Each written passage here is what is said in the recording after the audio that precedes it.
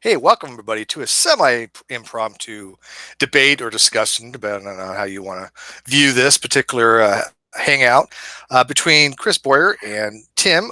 His name's going to come up as Oscar, but he's asked that we call him Tim, so we will be calling him Tim on the discussion of theism or igtheism, basically how to best live one's life, where morality comes from, and should people tend to be theist, atheist, or possibly igtheist, which I'll allow Tim to kind of describe what he views as igtheism. But it's going to be about 90 minutes. They're going to be going back and forth for about an hour on this particular topic. And then after that, I will probably jump in a little bit on anything that I kind of want to ask about with igtheism and what I've kind of thought of the discussion as a whole. So if you have some questions at that time too, you can ask in the live chat, you can message me, and or if you want to come in, I'm sure we can get to the link. But we're going to kind of jump on right into this. I don't think you know these gentlemen. You might know Chris. He's been on Scott or Fiction's channel, but Tim is pretty new to the game. I think this is only his second hangout, and I just asked him, and he has never actually done a debate or discussion like this before. So the best way to do is just jump on in, feet first, and get your feet wet and see how it goes. But anyways, welcome to my channel, guys. Right. Thank you, Steve. And I know and by the way, Tim's in the UK and Chris is actually in Central Time and I'm in Pacific. So we're like doing this all across the world right now. So if the world was flat, we wouldn't have to worry about time zones, but it isn't, and we do. So obviously we don't want to go too late because I think probably Oscar doesn't want to spend 3 o'clock till 3 o'clock in the morning doing this. But anyways, Oscar, go ahead and introduce yourself. Tim, introduce yourself and tell me about your positions and why you kind of want to set this particular discussion up. Right. Yes, I'm Tim. I'm a 71-year-old pensioner from the UK. I was born into a non-believing family. I'm one of 7. I have never believed in any religion. So I would call myself a lifelong atheist until I discovered the term igtheist or agnostic. The trouble I find with religion as a whole is that it is a top-down philosophy, whereas atheism or igtheism or whatever thing, living without a religion, is bottom-up. I do find the concept of God, to put it bluntly, Chris, is ridiculous. I have never heard a God defined as someone who I could even imagine. I can imagine the Greek gods because they were human or humanoid and things like this. So I would be atheist as far as they're concerned, but agnostic as far as the the Judeo-Christian religion is concerned. Morality, as far as I'm concerned, is based on personal responsibility first, and the idea of an evolved morality. I think our natural empathy comes from evolution. We evolved because we are a herd animal who lives in groups. And I think I've just read earlier today John Donne's poem, No Man is an Island. And although he was a Christian, I think it sums up morality for me. It's that we're all fellows. Everybody else can live without me. I can't live without other people. Now, my morality is based on 2 things. You cannot treat a sentient being as an object. And that includes actually animals. My cat, who was Oscar, by the way, is a sentient being. He's not an object, but neither are human beings. There is a sort of priority there. And the other thing is that we all, at some time or other, have power over other people or other sentient beings. We have to be able to justify that power. I remember listening to Noam Chomsky, I got that pronunciation right, saying if he was walking his granddaughter along the pavement and insisted on holding her hand, and she asked, "Granddad, why have I got to hold your hand?" He needs to be able to justify to her why he does that. And I think that applies the same with governments and things like this. I think morality is basically a consensus idea. If I leave it at that at the moment, and if we can expand. Yeah, sounds good. Chris, why don't you kind of introduce yourself to everybody and your position, and then kind of give us a little summation of your position on all this. Yeah, well, own YouTube channel. You can find me very easily if anybody's interested. Just search in YouTube Chris Boyer. It's just my name. And kind of the focus on my channel was just to kind of start a ministry to be able to give a rational defense for Christianity. So that is to say that I like to focus on. So that's kind of my focus of my channel. I am a Christian theist. I do welcome any and everyone. Come check out my channel, subscribe. Obviously, I'm an advocate of free speech. So if you do disagree with me, watch some of my videos. You're more than welcome to comment. I don't, I approve almost every comment. And I encourage free speech and free discussion, and encourage you to check out some of my videos and, comment accordingly. So that's just and this is my second conversation with Tim. And I do want to thank Steve for hosting this. When Tim reached out to me, wanting me to do a live debate, I told him I've never actually done a live debate before. Well, I mean, I have on other people's channel, but I never hosted any live discussion. So I'm just a little unfamiliar with how to do all that. I guess I need to learn it. But Steve, I do want to thank you for doing this. And no problem. And if you need help setting it up on your channel, just let me know when you're free, and I'll help you set it up through events or teach you how to use OBS and stream it. Completely your choice. This is done through a Hangout. This is actually not streaming. It's just a straight Google Hangout that YouTube allows you to do through your content creator settings. But I can show you how to do it both ways if you're interested. Okay. Yeah, no problem. I just I could probably figure it out. I just haven't, and I didn't want to open myself up to, I mean, I guess I got to just dive into it eventually one day, but hey, Nephilim Free figured it out, so if he can, anybody can. Yeah. Of course, it took him a year, and it took an hour of me explaining it to him, but he eventually got it. So yeah, people blame me that Nephilim Free got back on the internet. I am responsible. I apologize. Well, I'm more than happy to do like a private stream that I will record and upload to my video, like I did with Tim, our first conversation. But I'm just not sure about how to do the live stream quite yet. So maybe I'll get more into that. But with that said, once again, Steve, thanks for having us here. And I guess, Tim, I would just ask, would you, I mean, as a Christian theist, I believe that morality is objective. I think that we should probably start there, because I don't even know where you stand on that. Would you say that morality is subjective, or would you say that morality is objective? I think morality is ultimately subjective. Even if you have a morality code laid out, an objective code laid out in a book or whatever, once you take it in as an individual, it becomes subjective, because you're making your own interpretations of it. Because what a book says, maybe whether it's got 2 rules or 10 rules or whatever, situations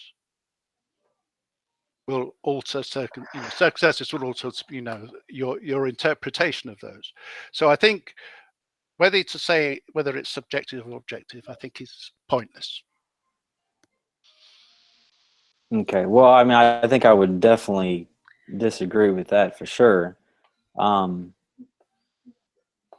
The reason I don't believe morality to be subjective is because I don't think that it's based on anybody's feelings or interpretations. Right? Granted, some things could be a little bit unclear as to know really what the right thing is to do in a certain circumstance.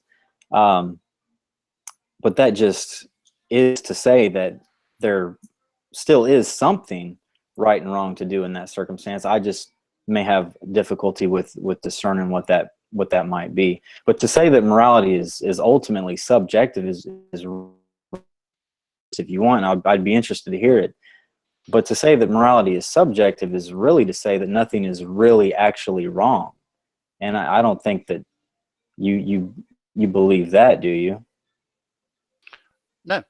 No, I don't. I don't believe that. I think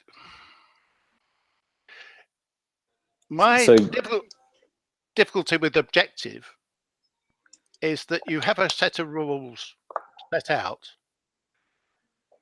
and almost that prevents that set of rules evolving. And you see, I would say there's a lot of I've heard debates and people going on. You've got the Bible promotes slavery. Well, what I would say at that time, people saw nothing wrong with slavery, although it was, to my mind, still immoral. But societies have evolved over the last 2,000 years or so to where we now consider the ownership of other people immoral. Okay. Well, then I will stop you there. And immoral before we decided that it was immoral. Sorry? I just want to ask, you said that we've come to learn that it is immoral because our morality has changed over time, basically. But what I'm asking you is, since we've come to realize that it is immoral, when looking back, can we say that it was immoral at this specific time? To me, it has always been immoral. But okay. But I think for the people living 2,000 years ago, where basically life was about warring tribes around the world, and setting out things like this, nobody saw anything wrong with owning slaves. Slaves were came about as a result of invading another country or having a war or anything like that. But as we've developed and as we've learned, we've got more knowledge, we now see, everybody sees it as immoral. I think the people at the time didn't have the knowledge we've got now. Well, right. So like you think about like a caveman or something like that who is unfamiliar with mathematics, and maybe he doesn't know what, his times tables or what have you, perhaps. This is just an example. It doesn't mean that during this time that mathematics did not exist, or that 2 times 2 was still not 4. That is to say that mathematics is objective. It always has been objective. It is an objective fact, regardless. Yes. Okay, so regardless of what we think or feel about it, or how society has changed over time, there still seems to be this standard of what I hear you're saying is it is immoral today, and it was immoral then. Even though they thought that it wasn't immoral, it still was, is what you're saying. But that's just to say that morality is objective and not subjective. If you really think that it is immoral. if you can say that you know that slavery is wrong, then it is wrong objectively, regardless of or feels about it, or what culture may have agreed with it or not. So how then, my problem then with the objective morals, say in another 1,000 years,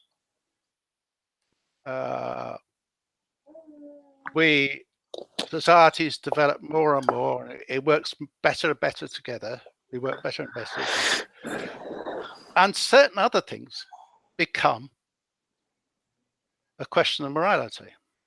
I mean, the one that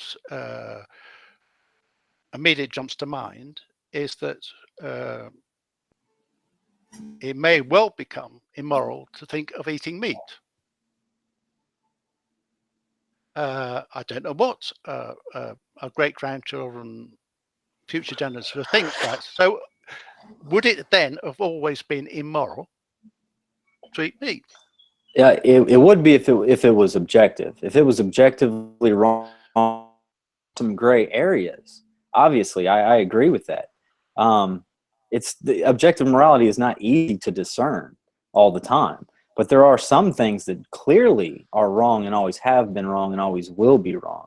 For example, think of child molestation. If morality is purely subjective, then you can't condemn child molestation as morally wrong. That's why I believe that it is objectively wrong, because regardless of what the child molester thinks or what you think or what I think or anybody thinks, I know that it is objectively wrong. So there are some things that I think are a lot easier to discern than others. That clearly there are some gray areas. Yeah, I mean, take child molestation for a moment. Would you say marrying a girl off when she was 11 is moral? Can you repeat it again? Would you say that marrying a girl off when she was 11 was moral? Or would you say that it was child molestation, child abuse? If they were 11 years old, I'd say that's probably immoral. Well, it was quite common, a few hundred years ago. Right. Lots of societies, and if you go back to biblical time, the Bronze Age, I mean, I think most girls would have been married off as soon as puberty arose, because the lifespan of a young woman giving birth was very short indeed. Well, there's a lot of stuff in the Bible that is immoral, and there are some gray areas, but once again, it comes down to whether it is objectively moral or immoral, and that's basically what objective morality is that on subjective morality, you cannot say that anything, no matter what it is clear and cut and dried as it is. You cannot say that it is objectively wrong. It's just the way that you feel or you think about it, but there's nothing really actually wrong with it. That's why I disagree with that. And I think I think you would too, really, honestly. I think that most people, 99% of people, when pressed, I think, on this, will say that, yeah, I think that there is this objective realm in which we discern morals. Because, like I said, it just is the case that if morality is purely subjective, then there is nothing with child molestation. And I disagree with that. No, I think that there are things that we can know objectively are objectively wrong. where do these objective morals come from? Well, we first have to, I mean, there's a few different things. I mean, there's a lot of, the reason I think that there's a lot of confusion around this type of discussion is because very often you see people come metaphysics, moral ontology, moral epistemology. So we need to understand what the definition of those terms are and what somebody means when they use them first. But to say that morality is objective, I think that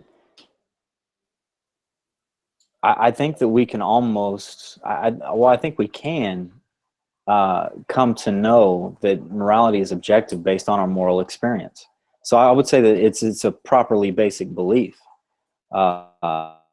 Any other reasons or arguments or anything else for us to be able to apprehend and be able to affirm that some things really are wrong. Like if you take the physical world, for example, the world of objects, and you know, when we experience objects like this right here is an object. It is objectively real because it's based on my sense experience, my experience of the physical world. When I fall down and hurt myself, I experience pain and it hurts, and I have this experience that the world around is objectively real. Now, granted, I can't prove to you that the world is objectively real, but for me, it is a properly basic belief that it is objectively real. Just like my moral experience tells me that child molestation is real experience where I am able to affirm that it's wrong, just as a properly basic belief. If that makes any sense. Yes, but your basic, what is objective about your basic, proper basic belief? It's subjective, surely, because it's yours. Well, it's just as objective as the real world is what I'm trying to say. The external world. I think we can agree, although we can't prove. I think that we can agree that the external world is real and objective. Correct? I think. Would you yes. say so, or no? Yeah. What I would say. Reality is reality, whether we're living in the matrix or we're not, or we're not living in the matrix. It's the rules of the game.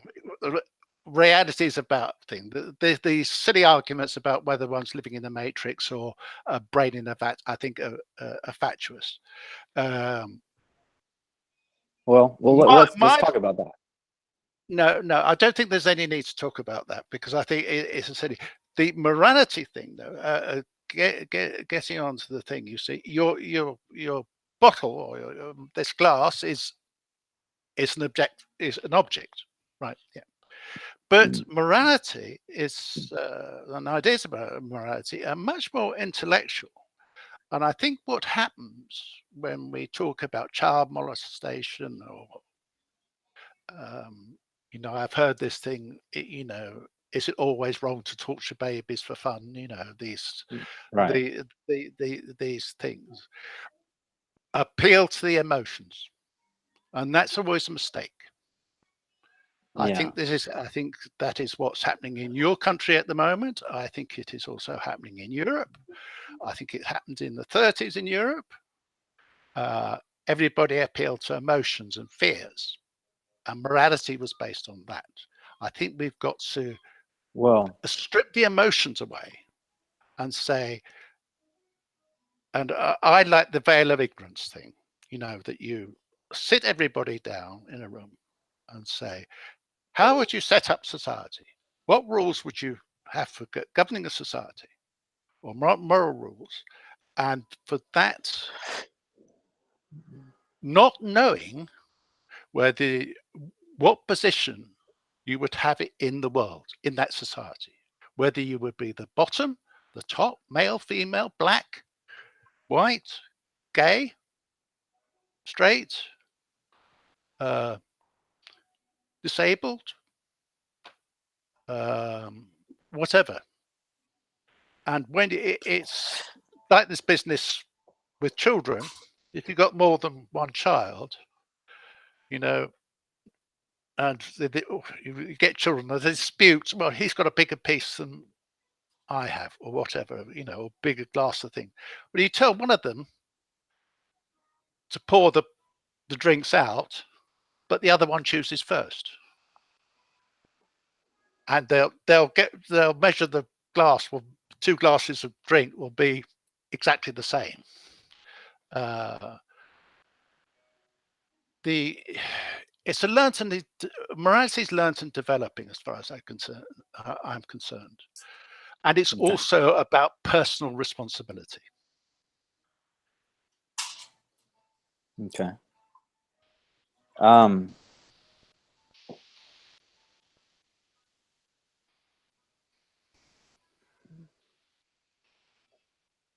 You alluded to evolution earlier, and if I could quote Richard Dawkins, he would disagree with you on the sense that, now granted, I know that he does condemn other acts as actually morally right and wrong, but that's just evidence of an inconsistency in his worldview. But he will say that there's no good or bad, no right or wrong, nothing but pitiless indifference.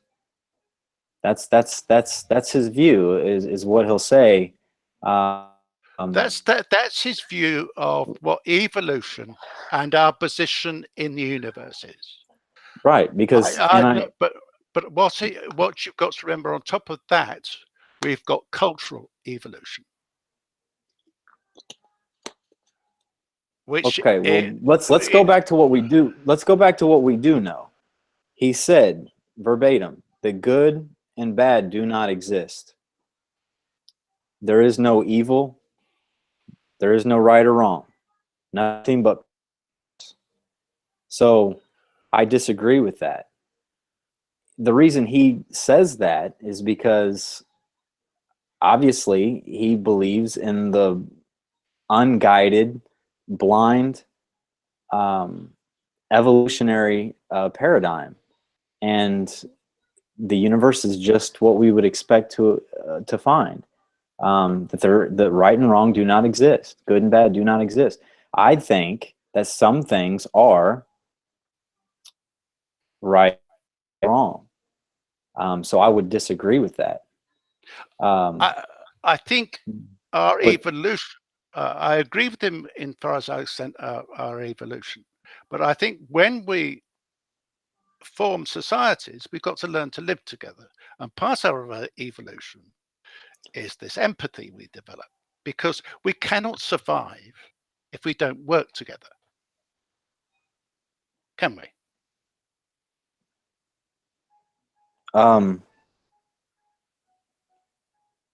Yeah, I mean, I think we should obviously work together.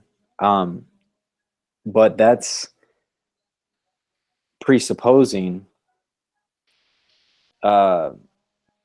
survival, which is exactly what evolution is. It's aimed at survival. It's not aimed at truth. What I want to know is there any truth value in saying that? And I don't mean to appeal to emotion. I'm trying to be very calm and not appeal to emotion, but I'm just trying to think of the most common example that you could ask anybody, and 99% of people will tell you that child molestation is really wrong. So I'm just trying to think of a good example. You brought up slavery.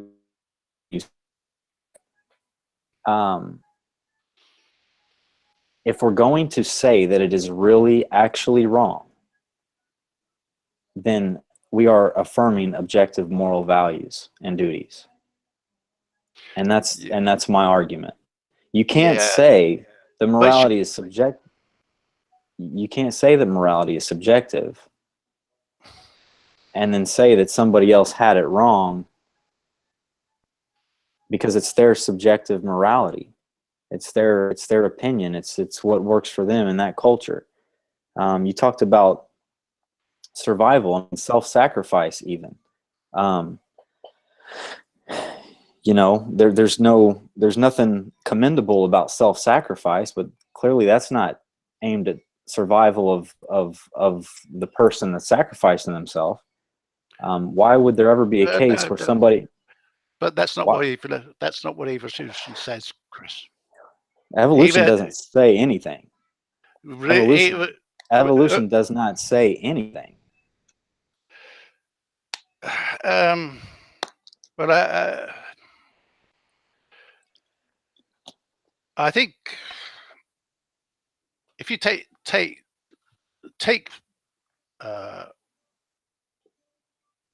morality, you apply it to your nearest and dearest, and you move out. You move out. You know. But why though? Protection, because we live in groups.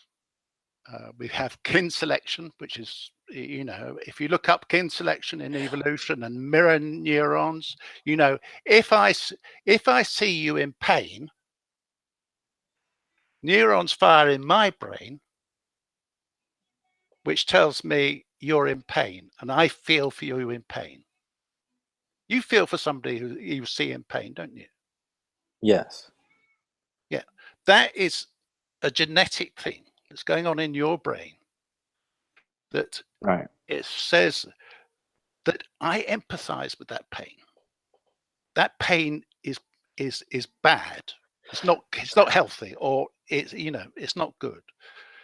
I think we're getting a bit lost at the moment. I think if we go, why do we? Well, because I do want to press you on. I think we need to. If you think that morality is subjective, then I really don't think that you believe, to be honest with you. I think you're just saying that, but I don't think you've really thought about the implications, at least not from what I'm hearing, because what I'm hearing is you do believe that there are some things that are actually immoral, things that are morally wrong. Just because they're subjective doesn't mean they can't be morally wrong. No, that's not what I said. To say something. If you're right, let's take child molestation. To say that it is actually wrong means that it's not wrong subjectively. It would be wrong objectively. That it really is wrong. Right. I'll ask you a question. It would have to be wrong objectively to apply across the board to all cultures, to all races, to all time, to all epochs of time, whether the different. You can think, you talked about empathizing for people in pain. Well, Hitler didn't really care about the pain that he was, afflicting on the Jews. And if morality is purely subjective, then we have no way to morally condemn what Hitler did as being morally wrong. We just don't. No, like you said, that's a silly argument. I think that's why I say the argument between objective and subjective is a bit silly, because we have an objective set of rules that we've come to agree with as a society. We think murder is wrong. Okay? We think. Do we think, or do we know? Do we think, or do we know? I don't think that's important. We've come to the conclusion that we haven't come to the conclusion. If morality is purely subjective, nothing is actually really wrong. Nothing is really right or wrong. And that's why I got to press you on this, because that is the implications of subjective. It ultimately leads to nihilism. I mean, just it does. If you want to be consistent, if you care to be consistent, subjective is no different than saying that nothing is really actually right or wrong. Just like Dawkins says, it doesn't exist. We're talking about the ontology, or the existence of moral values. Do they exist objectively? Or do they not? If they exist subjectively, they do not. And I disagree with that. And I really think that you do too. 99% of people will have no problem saying that certain acts are morally wrong. And I'm not trying to appeal to emotion. I'm just trying to think of the best example that I can, that people might actually be able to think about it for a second and say, yeah, that really is wrong. That really is wrong. And the moment you do that, the moment you affirming objective morals. But the problem I see with objective morals, as I said before, is that they set a rigidity and they don't allow. I think, you see, morals are fluid. Morals are an evolving thing. I think our society in 2018 is more moral than the society in 1818. Right, but according to what standard, though? If there's a standard, The standard is, or the standard is the well-being of individuals within the society. right? That's what you're saying. So that sounds like you would basically be a moral realist, and that would be like some sort of moral Platonism of objective morals. But if you're going to smuggle in a standard here, which you just did, and you're saying society's changing and we're closer now to the standard than we were over here or wherever, you're appealing to a standard. You're smuggling in a standard here. No, because I think the standard Your can standard alter is well-being, right? No. The standard can alter over time. Okay. I'm sorry, I didn't hear you. What'd you say? The standard can alter over time. So a standard can change over time. Yes. Okay. So that's no different than saying that there is no ultimate standard. Yes. Okay. So there is nothing morally wrong with child molestation, because the present standard of our society says that is wrong. And I would include in that, if you want, an emotional example. I think seeing the way that children are brainwashed is child abuse. Okay, I'm not sure what you're referring to exactly. Well, if you look at the lectures that Ken Ham, lessons that Ken Ham has with children, you know, he gets them to repeat on rote these things, and that's brainwashing.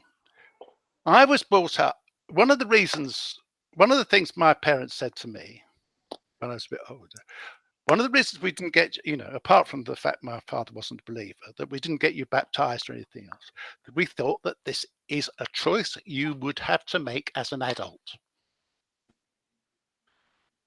And if you force that choice on a child, it's abuse.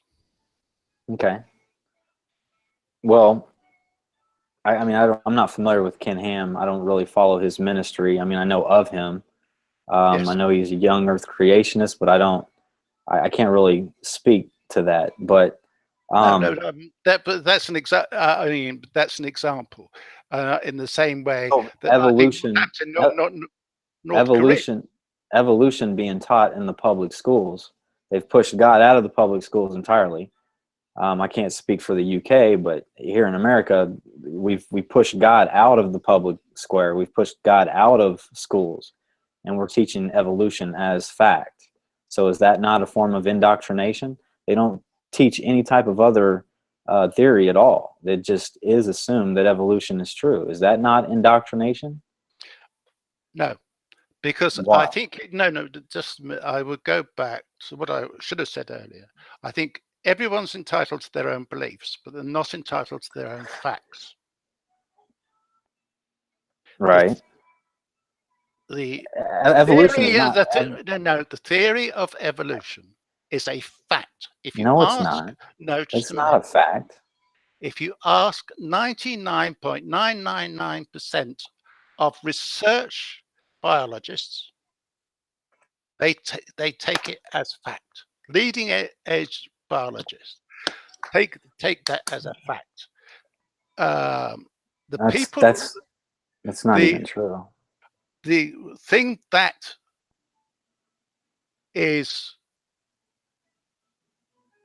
can be argued about is the methods. Well, that's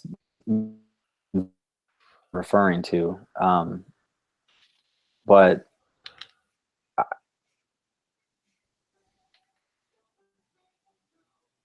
So I presume you don't think we don't have a common ancestry. Every living thing on the planet has a common ancestry. I don't know. Well, that's what I have evolution. no idea. That's No, what evolution says we do, but I have no way to know that. If you look at the evidence, I mean, we can look at the evidence, the fossil record, to say that we all share a common ancestor, and we evolved over millions of years by an unguided process that's completely natural, via natural selection, erected by Darwin himself, who was trying to come up with a way to get God out of the equation, because that is true.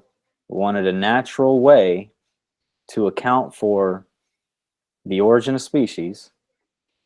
So he comes up with this hypothesis, but there is absolutely no evidence to prove that via natural selection, without any unguided process there, that these new species have come up.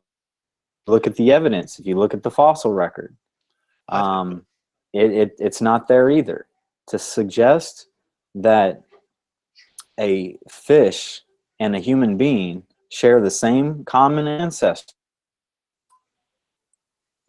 I mean, that's one thing, but that's only one kingdom of the vertebrates here. That's only one phylum up here.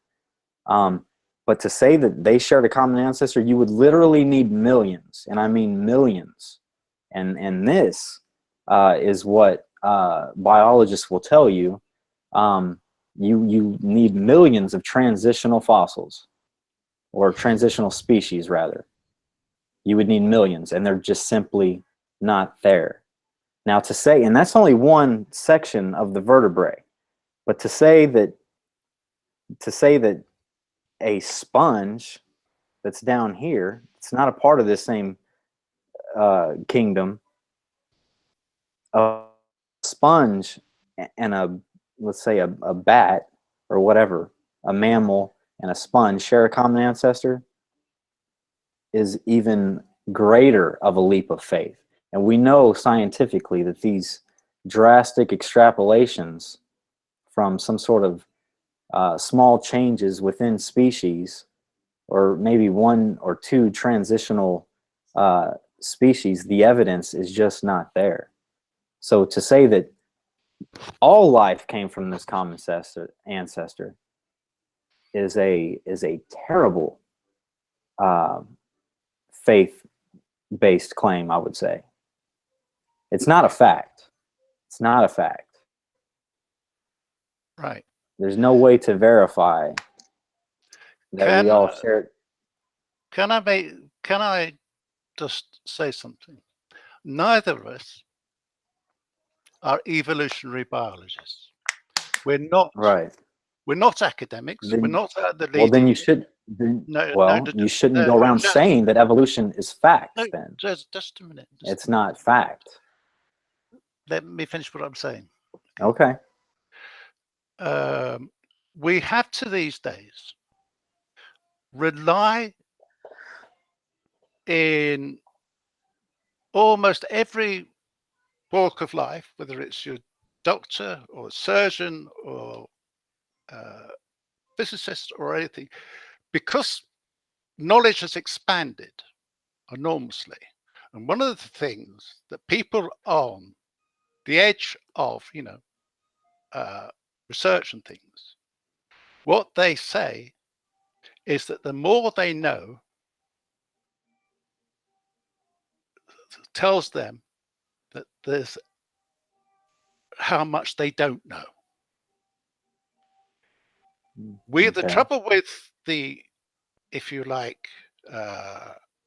so we have to rely on that expertise. And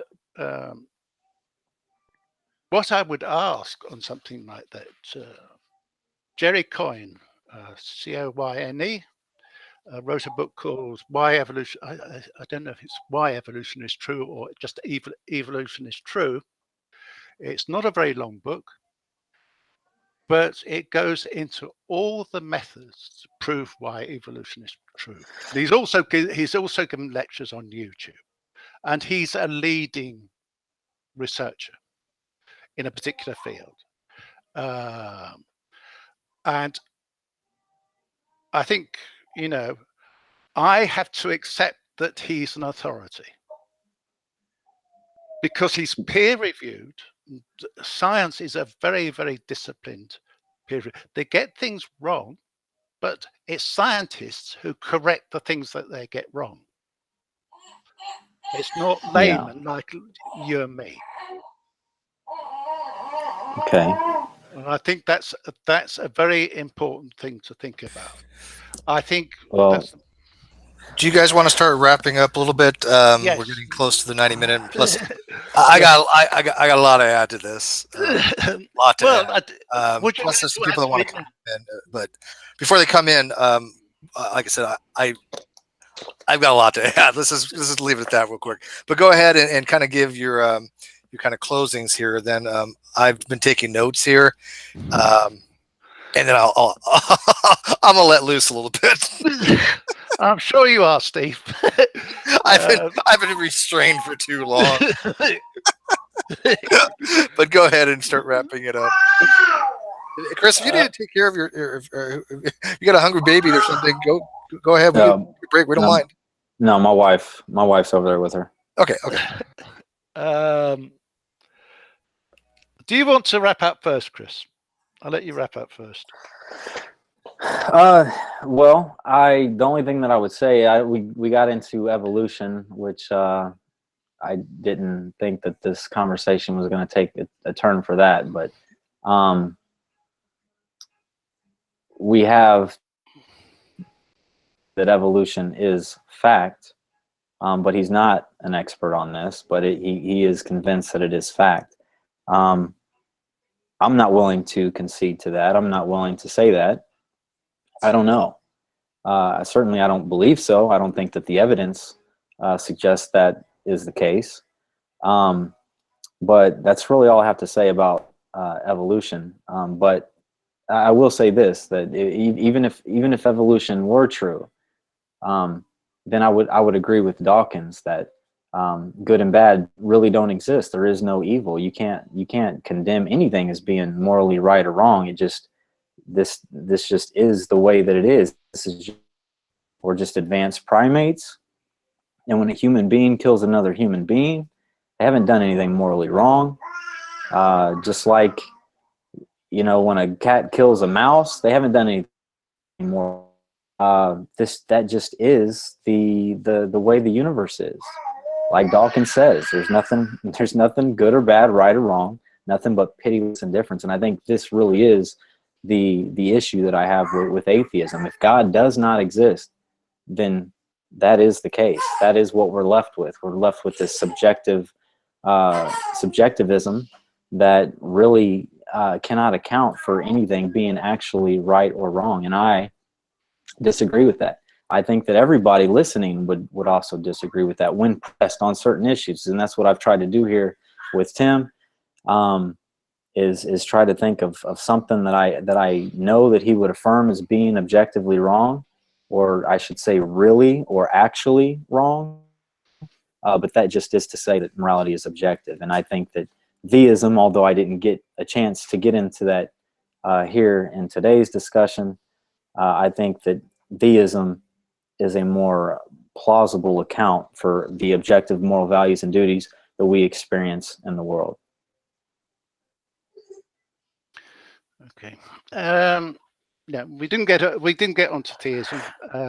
Agreed. We got sidetracked in, well, maybe I sidetracked or whoever, got sidetracked into evolution. But I think the important thing that came out of that is to realize that neither of us are experts. And we need to research, we need to read the people who are experts. With regard to morality, I think, because I take God out of the equation, that there is nothing out there. We are reliant on ourselves. We are a naturally cooperative species who has developed over the years to become more and more cooperative. And that's where our, if you like, our moral framework comes from, or ethical framework.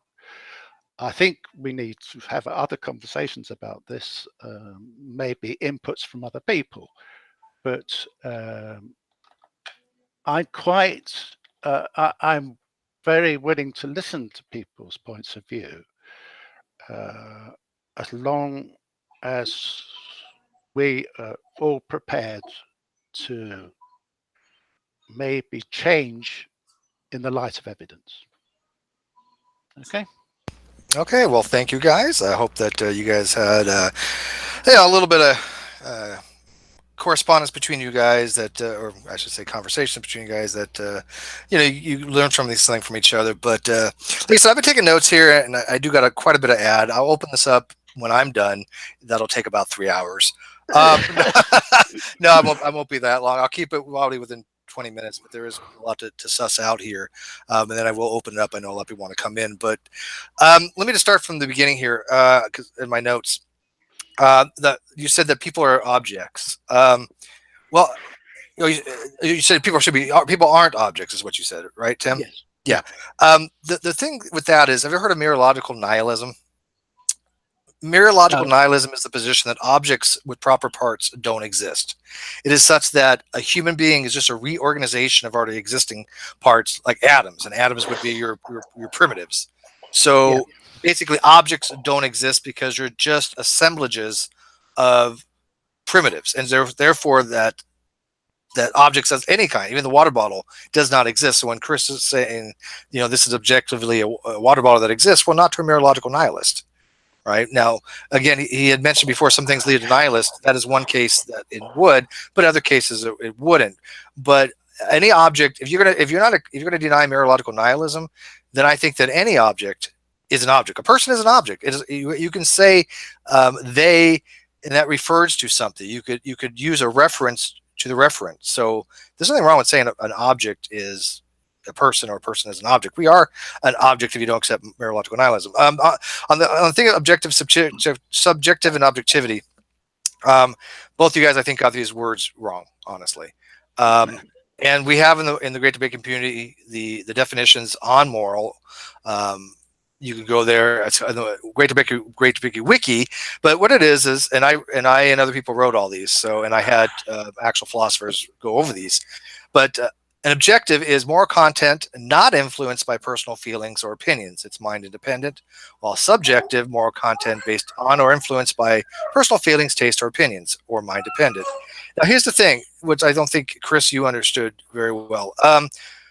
There are moral facts if you are a cognitivist. In other words, if you think that a moral proposition can represent a moral fact, then you are a moral cognitivist. A moral non-cog would be somebody like an emotivist that thinks that propositions don't really exist. They won't actually represent any kind of moral fact, but they just represent an emotion, such as, like I say, stealing is wrong, is interpretive as motion-wise as boo, stealing is bad, right? Boo on stealing. There's also things like prescriptivism, which would be stealing is bad, don't steal. That's what it means. But those are non-cog positions. But for a cognitivist, they say that moral facts exist. That is both objective and subjectivist. Both of them say moral facts exist. The difference being that an objective moralist or moral realist will say that those moral facts are independent of a person's individual feelings on that particular fact, while an objectivist would, a subjectivist say, no, those moral facts do exist, but they're contingent upon what I believe is immoral. So when you say that a subjectivist can't say what Hitler does is immoral, you're just wrong, because a moral subjectivist is based upon the fact that their morality is contingent upon what they believe to be immoral. Objective morality does exist unless you are a non-cognitivist or you're an error theorist, like I tend to error theory. I have no problem with objective morality. The problem is objective morality doesn't get you to a deity. That just means that there are some moral facts that are independently true, regardless if I believe them or not. Do I get to respond? Sure. Yeah. Yeah. Go ahead. Absolutely. So you believe the morality is objective? No, I'm an error theorist. I tend to error theorist.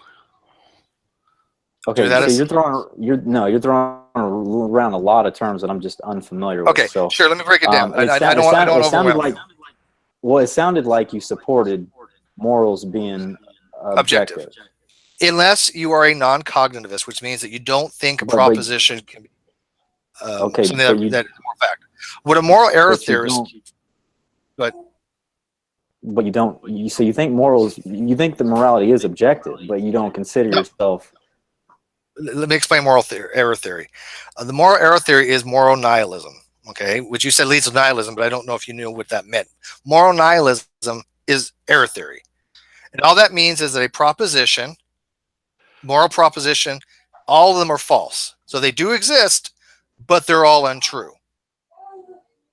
Now, the reasons why they're untrue are kind of complicated, and I don't think people really want to go into it. But that's basically what an error theorist would say. They say, okay, moral propositions do represent true or false values, but they're always going to be false. So I have to ask you. So they deny objective morality. Oh, do you deny objective morality? I'm an error theorist. I don't think objective morality exists, but if I was an error theorist, sure, objective morality exists. Okay, so do you think that morality is subjective?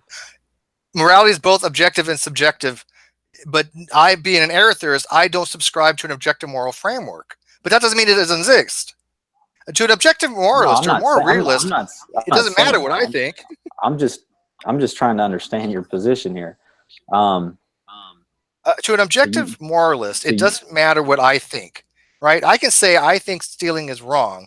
Somebody else can say stealing is not wrong, but an objective moralist would say, well, it doesn't matter what you two think. Well, it's objectively true.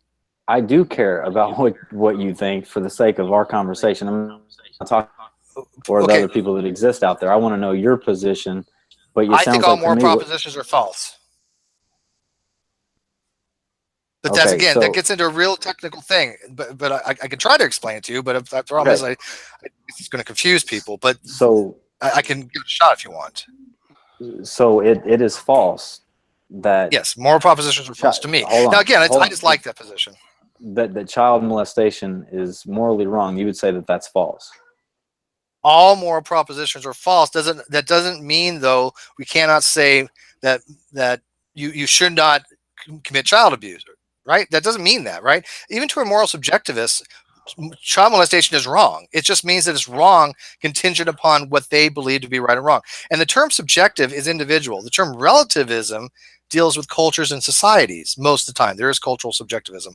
But if I say that, oh, Hitler did this, that's not subjectivism. That's cultural relativism toward the culture of Germany. That's not subjectivism, though. Subjectivism still says it's moral facts, but it's contingent upon what we believe as individuals are true and false. Well, I think the problem is if you don't start off with propositions, all this stuff makes no sense.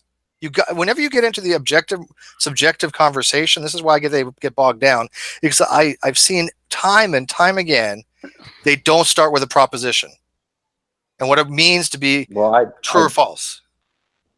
Well, I tried to start with the proposition with you, but your position is really confusing. I would not deny that morals aren't relative to some people or some cultures.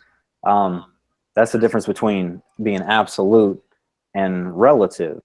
Which I'm not talking about that. I'm talking about whether it is objectively real or not, whether it exists or not. Yeah, more realists will say that ontologically these facts are true ontologically, right? Right. Okay, so but what the reason I tend to do moral nihilism is basically, and again, some people agree with me, some people don't. I know that Darwin's greatest hits is a moral nihilist, but like Ozzy's not. So it's all, to me, personal. What you think the best way to describe a moral theory is. Okay. People can be a non-conformist if they want to. It's up to the person how they want to view morals. I just think there's a problem what's called an instantiation problem. That if I say stealing is wrong, that entails, and this is Mackey's argument, right? Mackey is the one that came up with error theory, that there is no property called stealing. And what is stealing? What is that property? It's not like a universal. It's not like we say the property of being round, or what's the property of a sphere? Well, it's round, right? That's a property. It's an intrinsic property that we know that all spheres have. But wrongness is not a property. And so you cannot instantiate the word wrongness into stealing is wrong. Therefore, there's an error that's created. And so that proposition, stealing wrong, is an error. Well, we didn't get into that. We didn't get into any of that at all. So, I mean, I can appreciate that contribution, but I just want to make sure that I'm clear. You're saying morality is subjective and objective, correct? It could be either one. Yeah, I mean, these said like 3 or 4 different things here. You're just confusing me. Because the reason you're being confused we can move on. We can move on. The reason you're being confused is these are not easy topics, and I think the whole discussion between objective and subjective has been bogged down for hundreds of years in terminology that even philosophers themselves use differently amongst themselves. And I really think that anybody who's listening to this, if you guys want to learn about this, go watch Sisyphus Redeemed on video. It's like, I don't know, 70 years old, on objective morality. He is spot on, I think, and he has his PhD now. But he basically says the whole distinction is meaningless any longer. It's kind of like the analytic synthetic distinction. It's kind of a meaningless thing. But I think the problem you have, Chris, is that you think that, one, atheists can't have objective morals. That's ridiculous. No, I didn't say that. Okay. I did not say that. That's ridiculous that you're going to say that. So you agree you don't need a God to have objective morality then? Well, you can be a atheistic moral Platonist and believe that objective morals exist. So I think there are people that do ascribe themselves as just that. Okay, so again, but what I want to know is what is the best account for that, and that's a different argument. Well, that's a grounding problem. Yeah, exactly. Which I would say that Harris would do it in society. But I would never say that atheists are immoral or. That's not what I said. Can an atheist subscribe? I'm not saying you said that. I'm not saying you said that. Can atheists subscribe to objective morality? Yes. Do they need a God to do that? There are some who need a God, correct? Well, if they need a God, they're not, and they believe in God, they're not atheists any longer. You're at this point. I think I most certainly think that you need a God to ground it, but that's another conversation. But I think that there are. How does an atheist ground atheistic moral? Well, they ground it,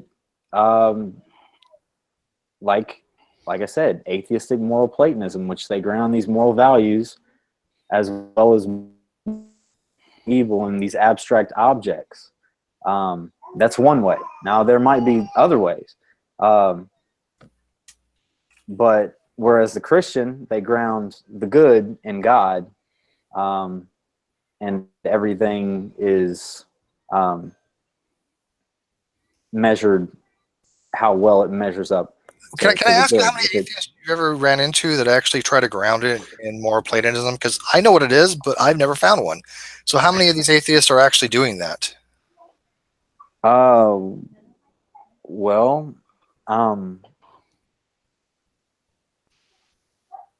I would have to refer to people in academia. I don't know any of my personal friends or anything. Okay. But like, William Lane Craig's debate with Eric Wielenberg, He's basically a moral Platonist. Okay, well, William Craig's definition of moral realism is something that I hold to. He the way he defines moral realism is basically that there are more values that bind to everybody, regardless if anybody believes them or not, which is actually kind of true. But I think it's kind of a lackluster. Yeah, but that's kind of a lackluster definition. The reason that is what I said, though, at the outset of the conversation. So I'm not confused on these terms. I can appreciate other resources that you can refer me, but okay, so you do agree then that a subjectivist believes moral facts exist, therefore they can condemn something as wrong, like child molestation, without having objective morality. Then you agree with that? No, not really. Well, then I don't think you understand the terms, because a subjective moralist will say it is wrong. Steve, why do you keep jumping around to other conversation? We were just talking objectively, and now you're asking me subjectively, and then you asked me about can atheists ground moral values, and so we can move. Isn't coming on here to debate you on these topics, but well, I'm not trying to. I'm actually trying to get you. I'm asking you these questions so you kind of see the problems in your argumentation, because there's a plethora of them. To say I agree with the way that you define subjective morality. I agree with that. Okay. And you said that it's not based on people's feelings, basically, or it is based on people's feelings if it's subjective. Yeah, yes, basically. and that's the way I defined it at the outset of our discussion. I'll get on Tim a little bit then for a second. So Tim, Yes. Do you think that atheists need to subscribe to the position that objective morality doesn't exist? Doesn't exist. Yeah, because I notice a lot of atheists tend to have this narrative that they jump on this bandwagon that morals is subjective, and I've actually, talked to Cosmic Skeptic on his argument that I in Rational Morality Rules, and Dr. Malpass and a few other people thinks is completely wrong, because he's doing what's called subjective reductionism. He's basically kind of did what you did and says that, look, everything boils down to subjective experience, which in some ways is true, but that's not what they mean by an objective moral. An objective moral is something that, let's try to explain an objective fact first. If I said to you, Tim, if you want to win a race, you ought to run fast, right? A foot race. That's an objective fact. Doesn't matter whether you agree with it or I don't agree with it. That's a true statement. Now, if I don't want to win the race, then I don't have to run fast. But objectively, if my goal is to win the race, I ought to run fast. That's just a true statement, right? Yeah. It's independently true no matter what anybody believes. A moral realist will say there are moral facts that are similar to that. That's it. That are true independently of what anybody believes. Now, Richard Carrier and Sam Harris make very good arguments for why objective morality exists. So I would suggest maybe looking at Richard Carrier's work and Sam Harris's work, because there's nothing wrong with an atheist being an objective moralist. It doesn't. Atheism and objective. It's really weird when you have discussion that's supposed to be on theism and igtheism, and it gets to topics like morality and it gets to topics like evolution, when it has nothing to do with either of them. Morality has nothing to do with atheism. Period. It just doesn't. I don't know why they keep on being this intrinsic thing between the two. I don't get it. No, I don't either. I mean, atheists can be morals. Atheists can be moral, right? Everybody agrees with that, don't you? You agree with that, Chris? Right? Yeah, I said so, and I believe that there are atheists that subscribe to objective morality, and I agree with what you told Tim. He doesn't need to subscribe to subjective morality just because he's an atheist, and I agree with that. But the conversation, didn't really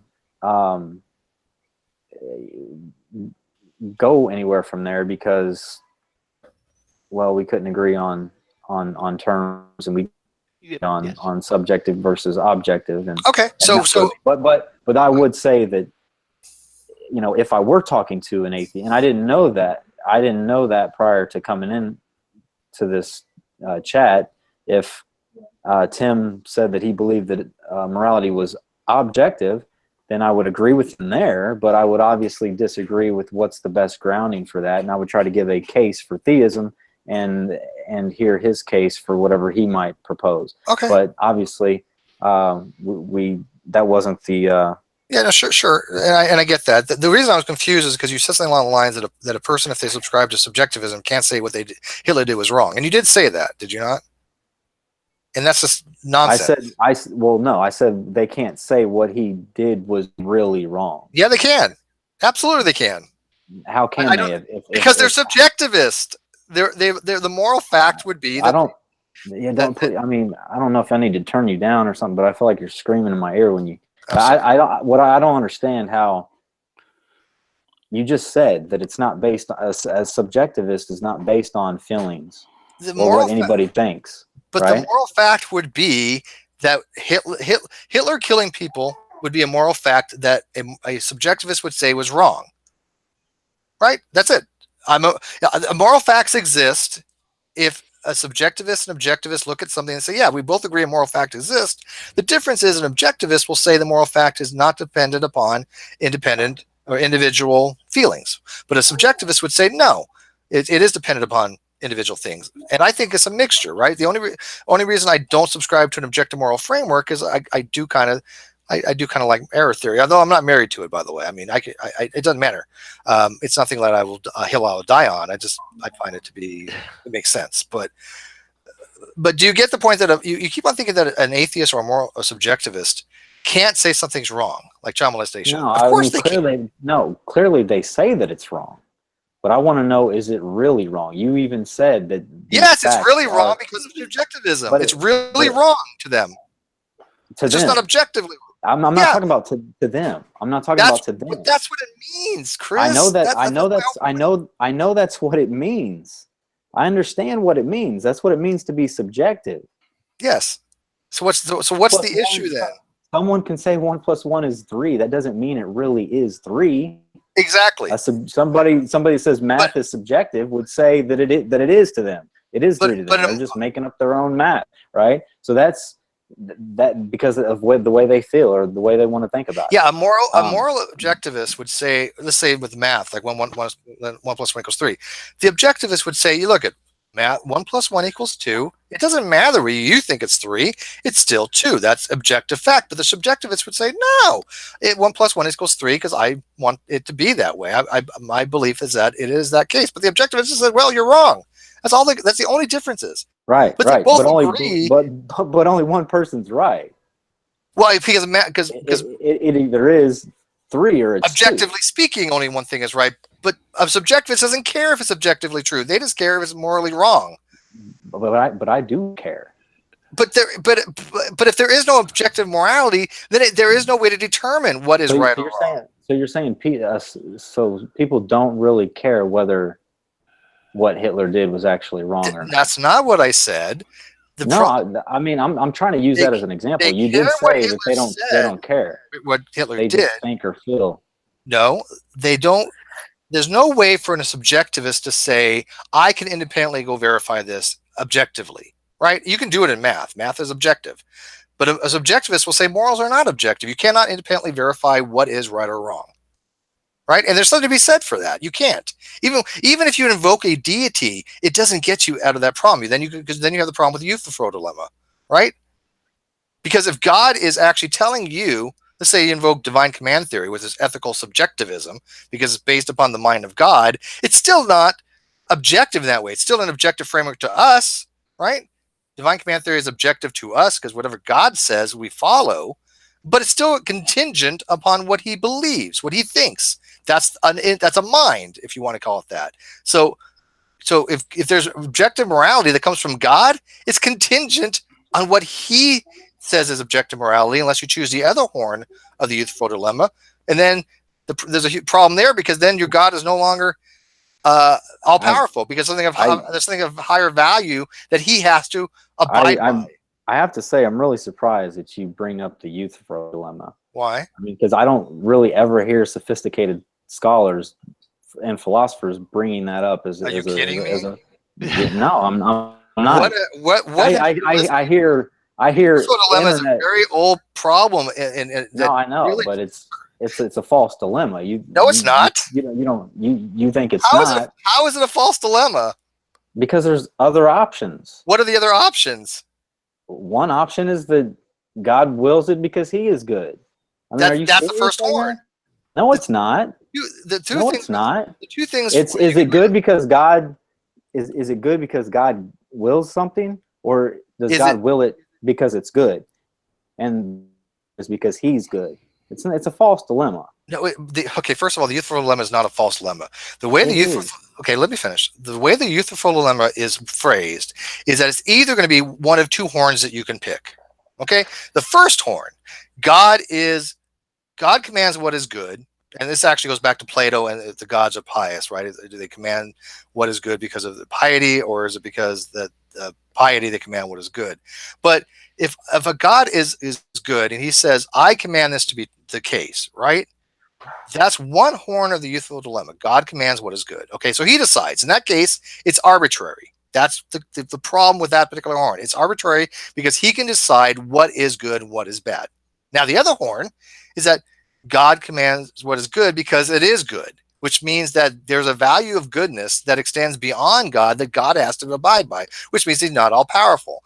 That's the two horns of the dilemma. Either way, you get to a problem between arbitrariness and omnipotent.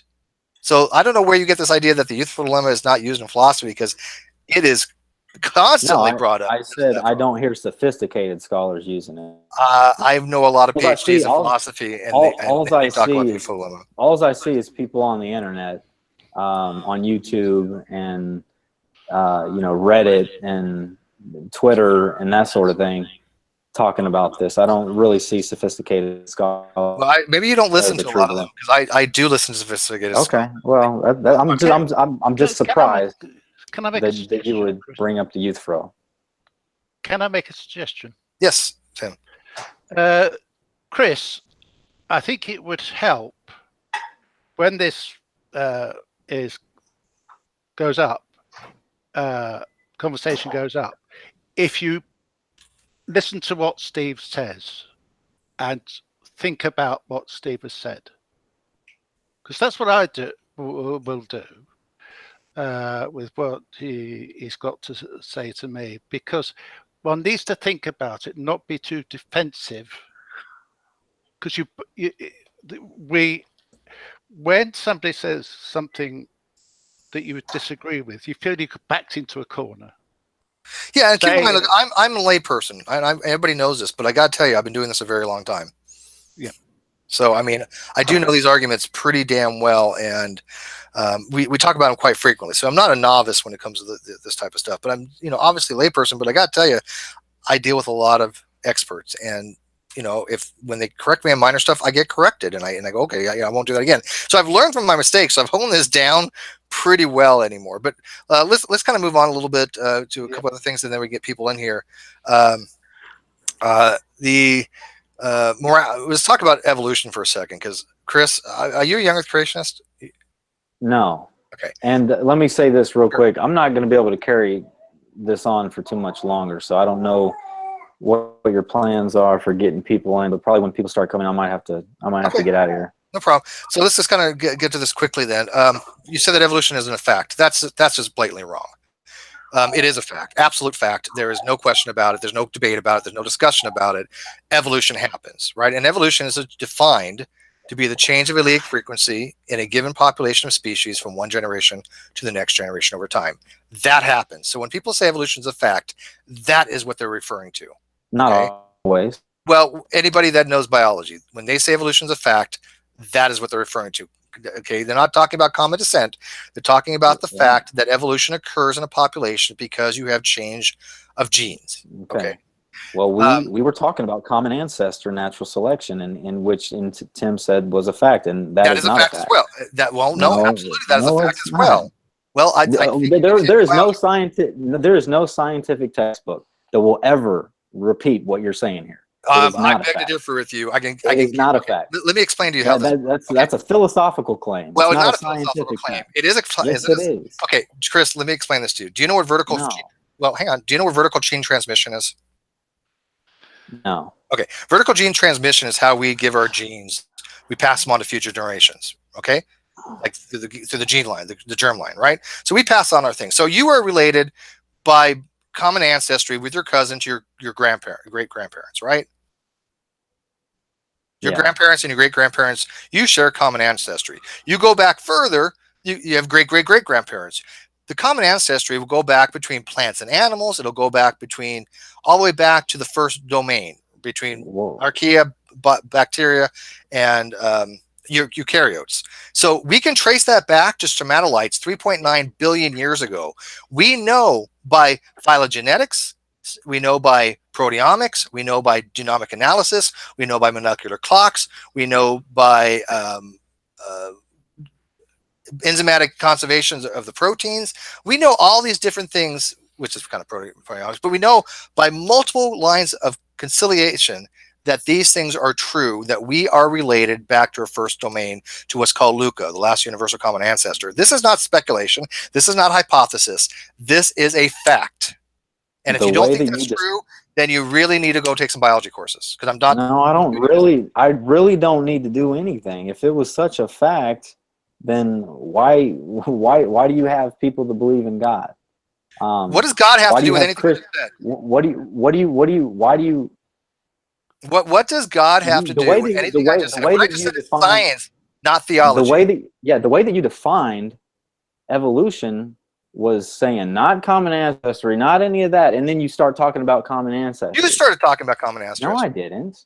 I said Tim and I were talking about that. Right, and so I said, okay, let's talk about common ancestry. The way that you define, okay, look, Steve, the way that you defined evolution, I have no problem with. If you want to, if you want to say that the science textbooks tell us that it is absolute fact, then I'm fine with that.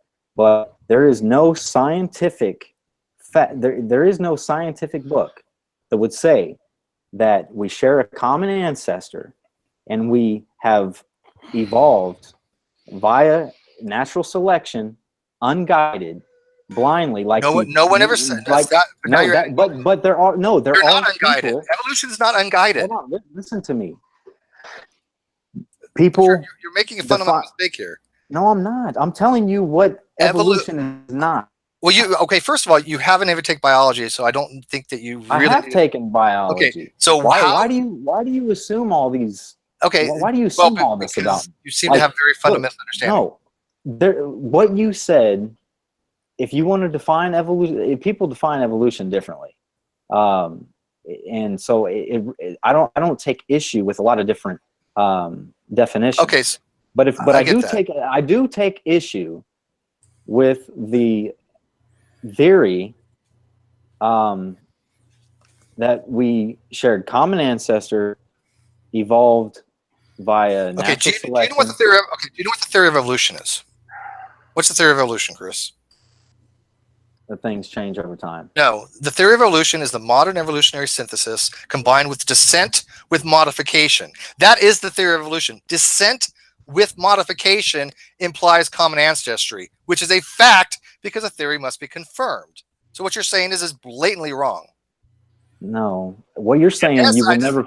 What you're saying you will never find in a scientific textbook. Yes, you will. Yes, you absolutely will, because I've actually read them. He's pulled it up from a scientific textbook, but I do have a question. Chris, you're having an issue with evolutionary theory, and none of us are biologists. I've already seen that said earlier here from everybody. That's fine. What is our closest common ancestor in the ape line? Richard Dawkins is a chimp. No, he did not say it was a chimp, actually. I believe it's a bonobo. It's a bonobo. Yes, you're right, Steve. It's a bonobo. Okay, well, whatever. We left the chimp line hundreds of thousands of years ago with chimp human last common ancestor. That's older than the bonobo, the bonobo stretch, which would have been Pan prior, they called it. Yes. So that's the first thing. So I asked that because I wanted to see how much of the actual theory that you take issue with you understand. Now that we've established that the answer is nil, we can continue. Yeah, and again, you cannot say these things are wrong, Chris, without at least a very basic understanding. Let me finish. No, I disagree. No, you have. I already established. I don't. If you don't know what our closest ancestor is, or where the divergence, but do you know what hominidae is? I mean, do you know what a great ape is or a lesser ape? Yes. Okay, what are we? We are part of the great apes, apparently. Yes. Okay. So every taxonomic phenotypical thing. Okay. Look, we share all. I'm sorry, I do have to get off here. I tried to say that earlier, but yeah, no problem. Do you have a question for me and I can answer, and then maybe get off here, or otherwise I can just. I don't really have a question. What I would highly recommend, and I'm not trying to bad you. I get people out of young Earth creationism. I know you're not young Earther, but I do it by letting them kind of destroy their own arguments, right? And I think the problem is here, you make these claims about biology without having a real fundamental understanding of what common ancestry entails.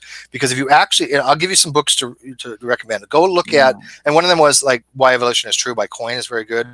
Or go look at Neil Shubin's book, Your Inner Fish, because you said, oh, how do you know you're related to fish? That book explains it in detail to the point it even shows how the Hox genes arose from what's called the organizer reason.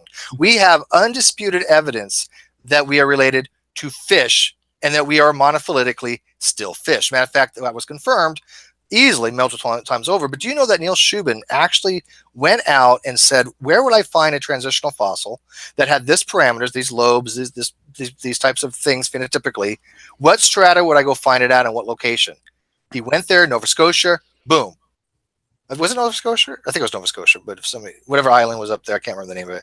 But he not only found one, they found many, right? And it's all documented. He used the theory of common ancestry to pinpoint the location of a transitional fossil. That is validation that the theory is correct. Would you not say so?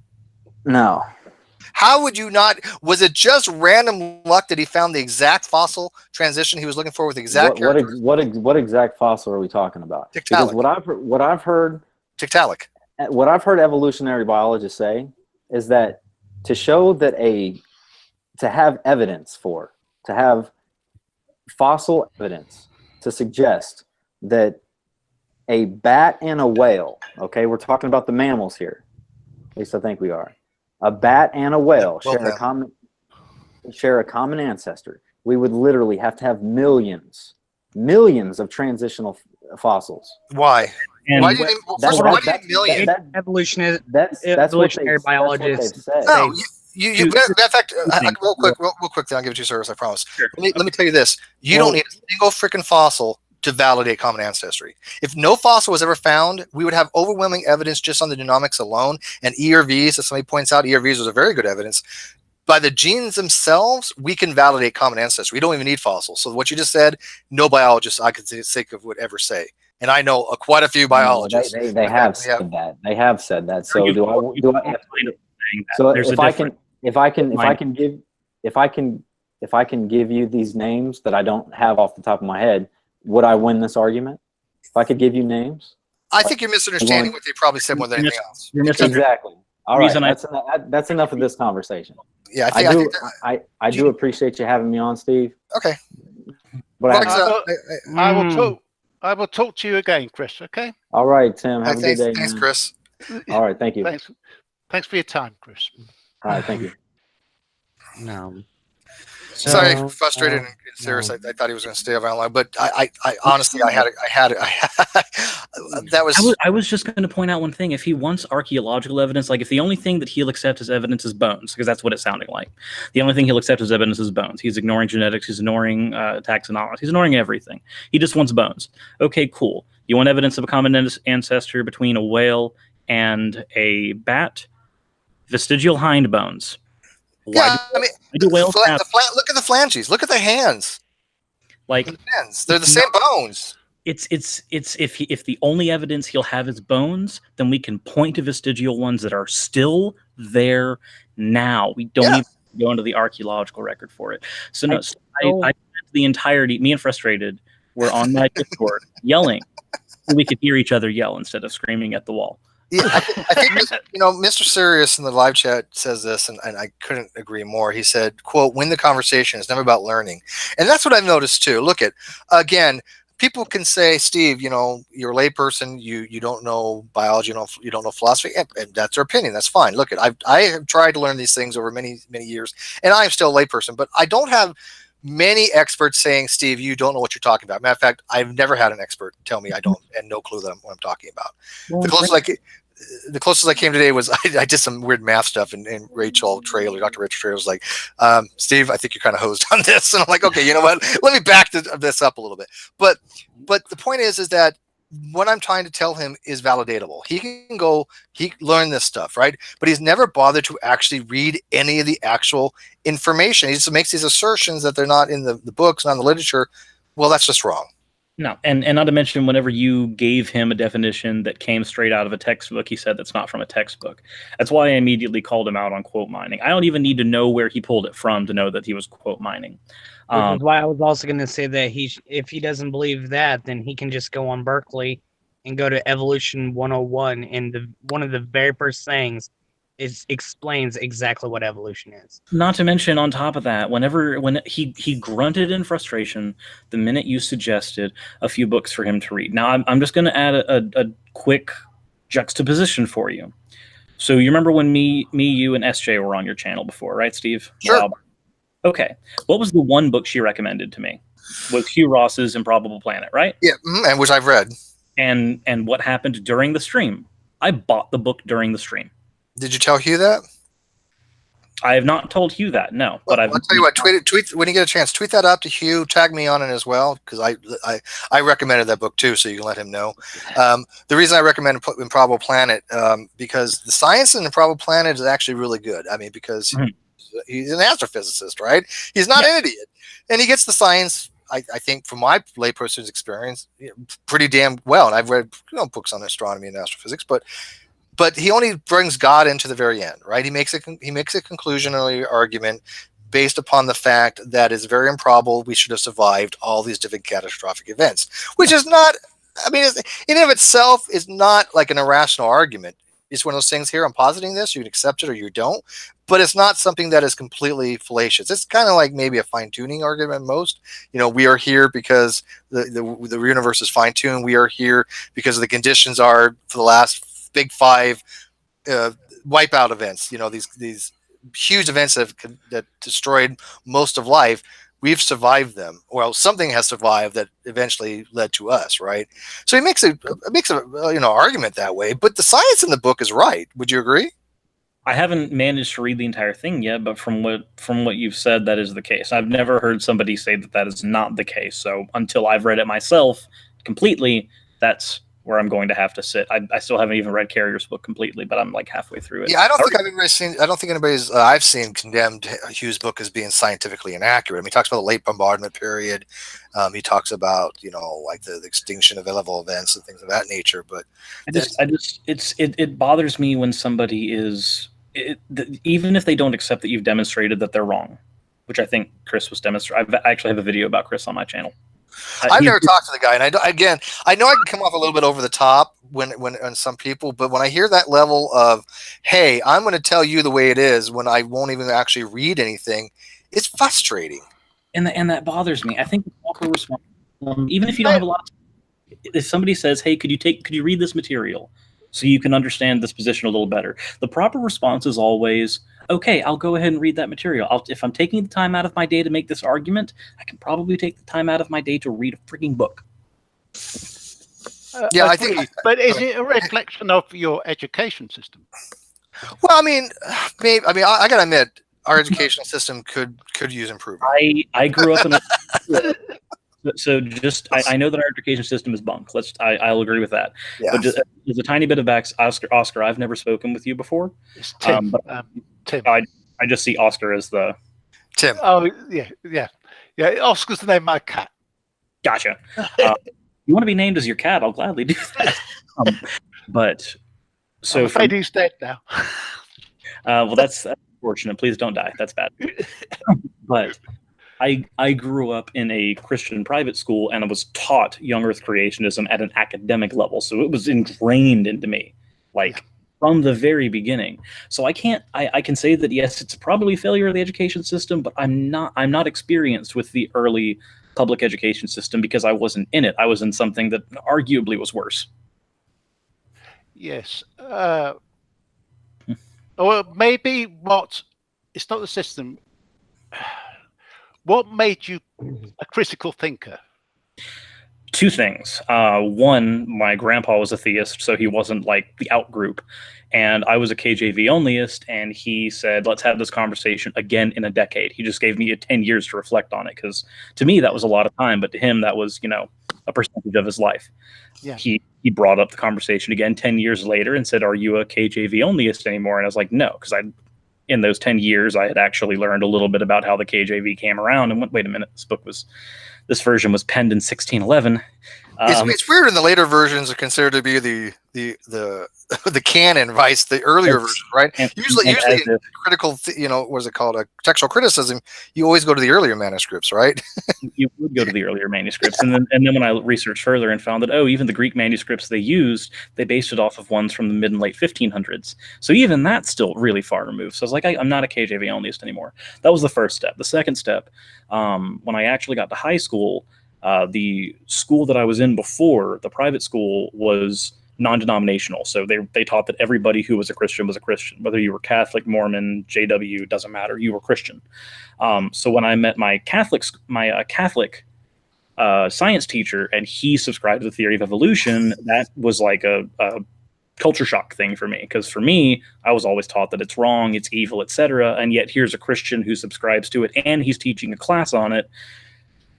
About a year in his class pretty much made me go, maybe I was taught wrong. And those were the first two like major steps. And I think the only reason they worked is because they happened from people that I considered to be part of my in-group. They were both Christians, and they helped me learn to not be so narrow-minded. And then from that, I was able to break out more and then completely leave that theology on its own, not saying it's good or bad, but I was able to because the first people who gave me those stepping stones were part of the in-group. Well, Tim, you've talked to Oscar before. Now, he says he's not a yearn creationist, but clearly he doesn't accept common ancestry. So how does he think all this works? Is he a gap creationist, an old earth creationist, or where does his beliefs fall? I'm not sure. I didn't get a chance to ask him, so because it was very he kept interrupting, and it's very difficult to get a thought out and explain something when every 2 seconds. And I was a little bit of lag on his end, but he just would not let me finish my train of thought. What I find difficult, Steve, is that people like Chris, and he's not unique, is he?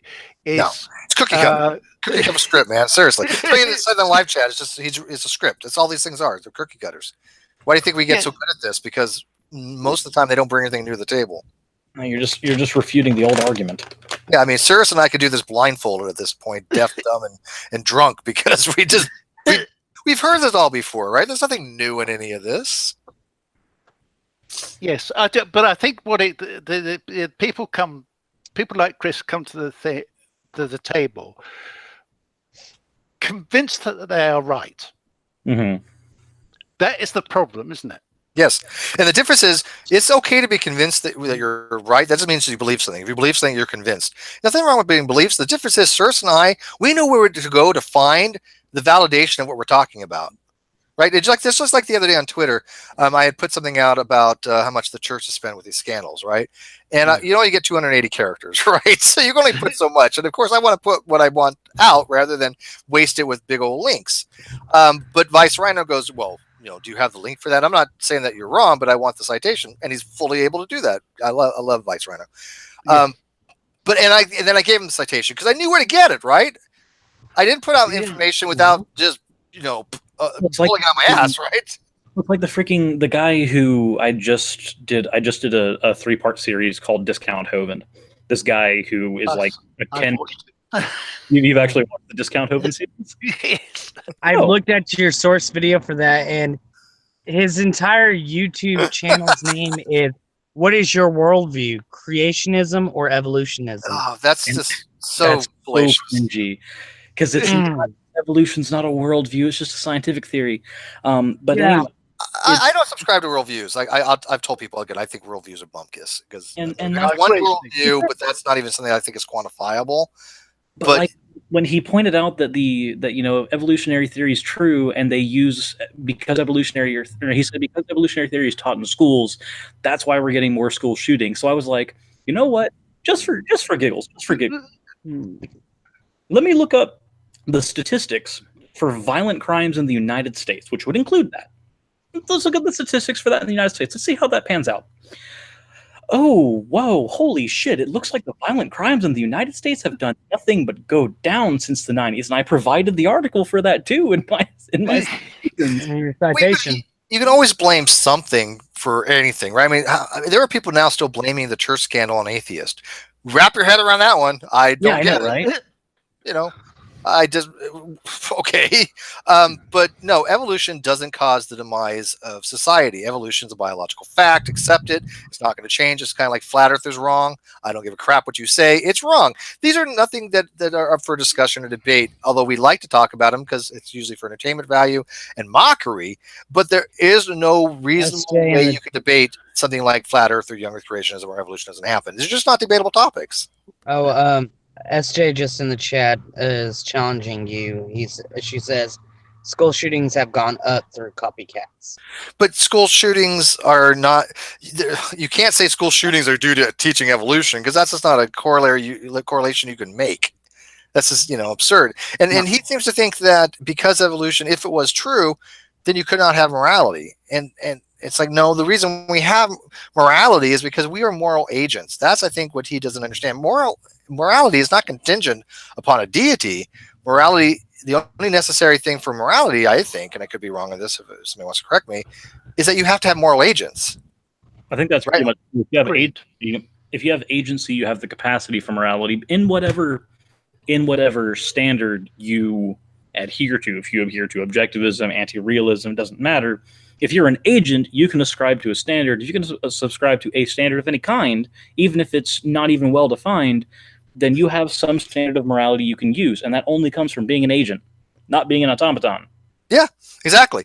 And moreover, when we say we're objects of moral concern, that means that we as a society, and that's why I think morals come from evolution, they come from society, because we have learned there's certain things you don't do in society if you want a healthy society. So we have contractually said with each other, this is something that we do not think is a moral act, right? Because it's not beneficial to society or just something that shocks the conscience as a society, right? So he thinks that because if it's just contingent upon evolution, that there's no framework you're going to have to say something is wrong. And I believe that he did say that. I think I called him out on it, but then he kind of changed the story. But I was pretty sure that he said something along those lines. And look, you can have an objective moral framework. You can have a subjective moral framework. It's completely up to you how you want to view morality. And he couldn't understand me putting forth the error theorist position. Now, I'm sorry. If you don't know what all these if you don't know what the difference between a cognitivist and a non-cognitivist, honestly, again, I really want your opinion on this, guys, and especially Sirs, but if somebody, and again, I keep reiterating this, I'm a layperson, but do you not agree that if you're going to have conversations about morality, the most basic things you should understand is what a proposition is, and if that proposition is truth apt or not, or if you think it's that you're a cognitivist or a non-cognitivist? I mean, before you even get into moral realism, shouldn't you start with something basic like that? During the entire conversation, I had the Oxford.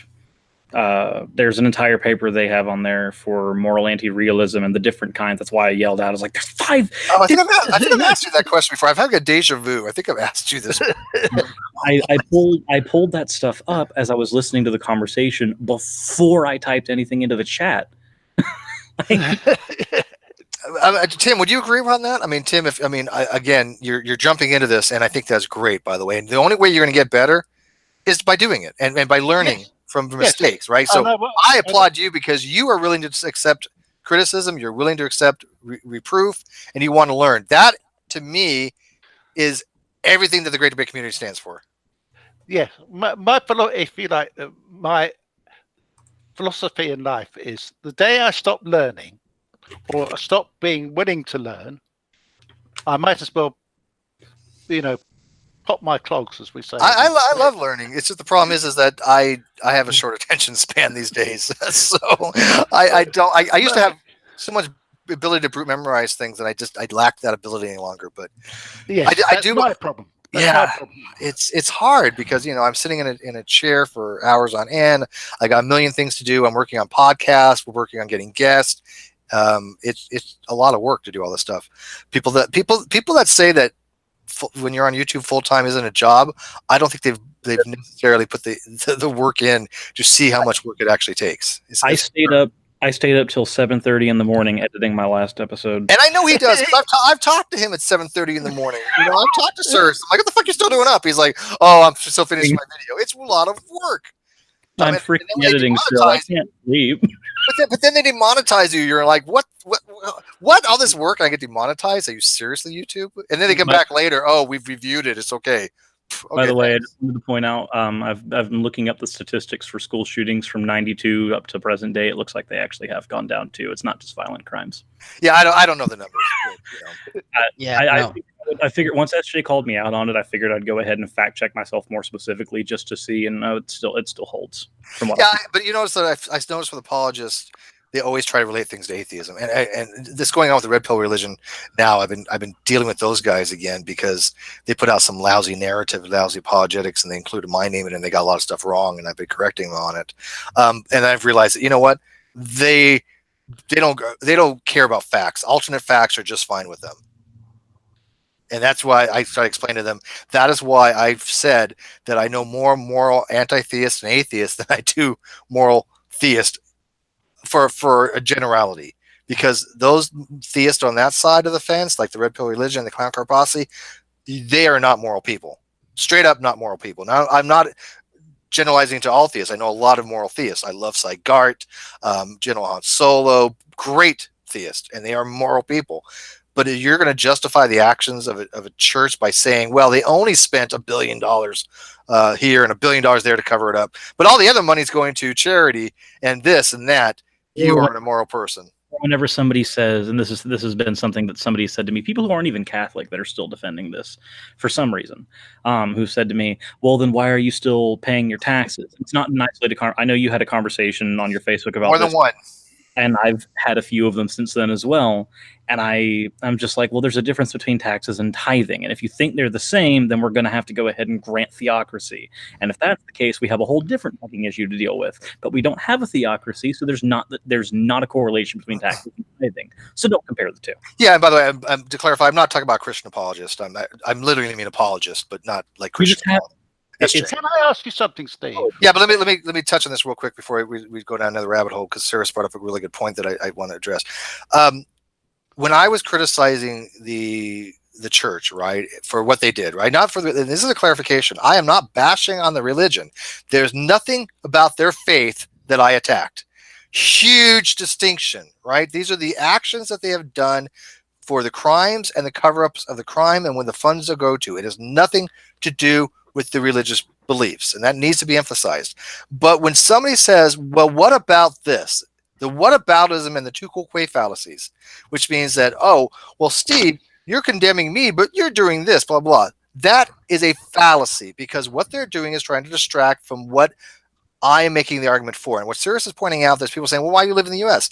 Me living in the U.S. has absolutely nothing to do with what the Catholic Church did. Now, I could I literally spend wasting my time spending an hour to justify why I live in the United States, right? But that's not the argument. That's what they want to do. They want to deflect from the actual argument by putting it onto somebody else to do this whataboutism. Don't let them do it. And I blocked Chaz. You know, guys know Chaz. He's been around a long time. I finally blocked him because I had enough. I'm like, look, either address the argument or you're done. And he wouldn't let up. He would just continued on, right? And he kept on saying, you know, call me this and call me that, call me a liar, and that I wouldn't address living in the United States. And I said, fuck off. Here's my position. Address the fucking argument as given. Don't try to change it to something else. If later on you want to have the discussion about why I live in the United States, we can do that. But I'm not going to deflect from the original argument that I think if you're giving monies to a church, that money is being spent on cover up and paying off people and settlements, then I think that is an immoral act. That's my belief on that. That's my rant. But now you go ahead, Tim. Yeah. No, what I was going to ask about your experience with apologists on this show and other things. Do you think a lot of them are actually very insecure in their beliefs? I think they're maybe insecure only because they're not knowledgeable. Like, look at Chris, right? A nice guy. But yeah. I don't think I have 130 people watching.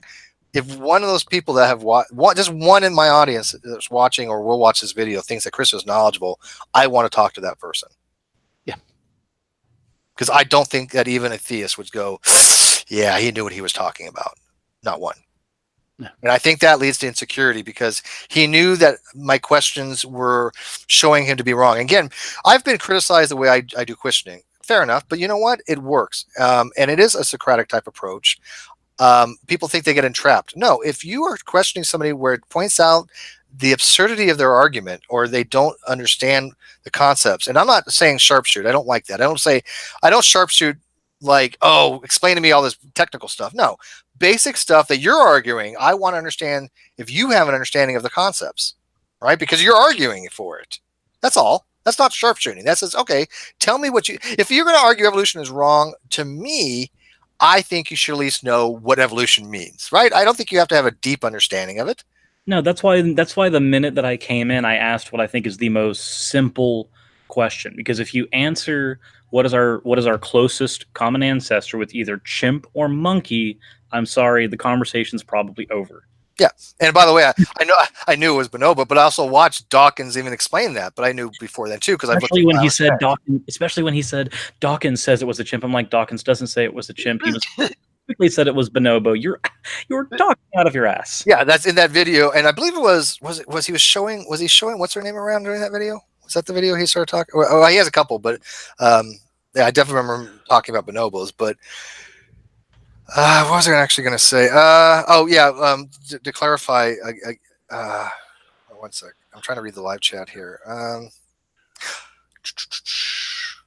Well, anyways, if you got some questions in live chat, go ahead and I'll try to answer them now. But I do want to get to Tim's Igtheism real quick because I told him I would.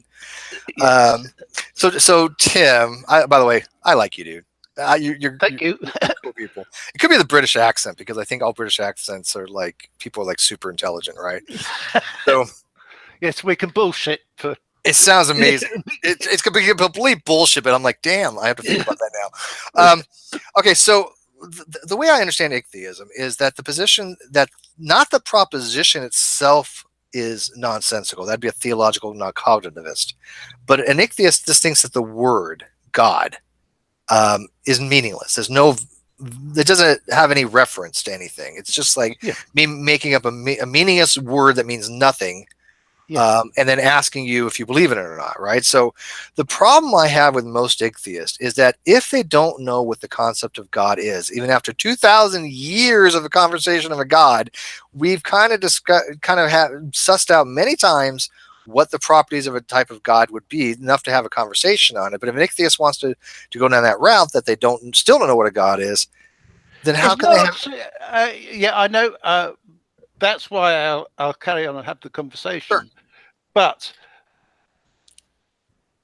what do you have a conversation about? If you say to me that you give this deity or this entity all these properties, which to me are inconceivable, I can't comprehend that. But inconceivability doesn't mean that they can't exist, right? I mean, a lot of things are inconceivable, right? I mean, try looking at cardinalities; they're very hard to conceive, but they exist. I mean, not ontologically, but even the universe you can't conceive, but it exists. Yeah. But you could explain things in relation to other things, like I can imagine a unicorn or a leprechaun or these elves and fairies and things like this, because I've got sort of objects in my head which put them together. But what is in your head when you think of a God? Okay, could you imagine a being that exists that was the creator, that everything you see, everything you know, that it created that? It was the thing that came up. It is the ontological necessity or the metaphysical necessity of why we are here. Now, whatever that object is, you don't have to have a good understanding of. Again, I'm not a theist, but you don't have to really conceptualize what that being is. That you can think of as more of a placeholder. Whatever it is that designed this universe and is a metaphysical necessity of why the universe exists, let's call that God. I accept that, Steve. What I'm an atheist about is the Christian God. And that's fine. The Christian God can be easily created to be a contradiction. Well, there are some versions, like the Omni God we know is a contradiction, right? Yeah, Tim?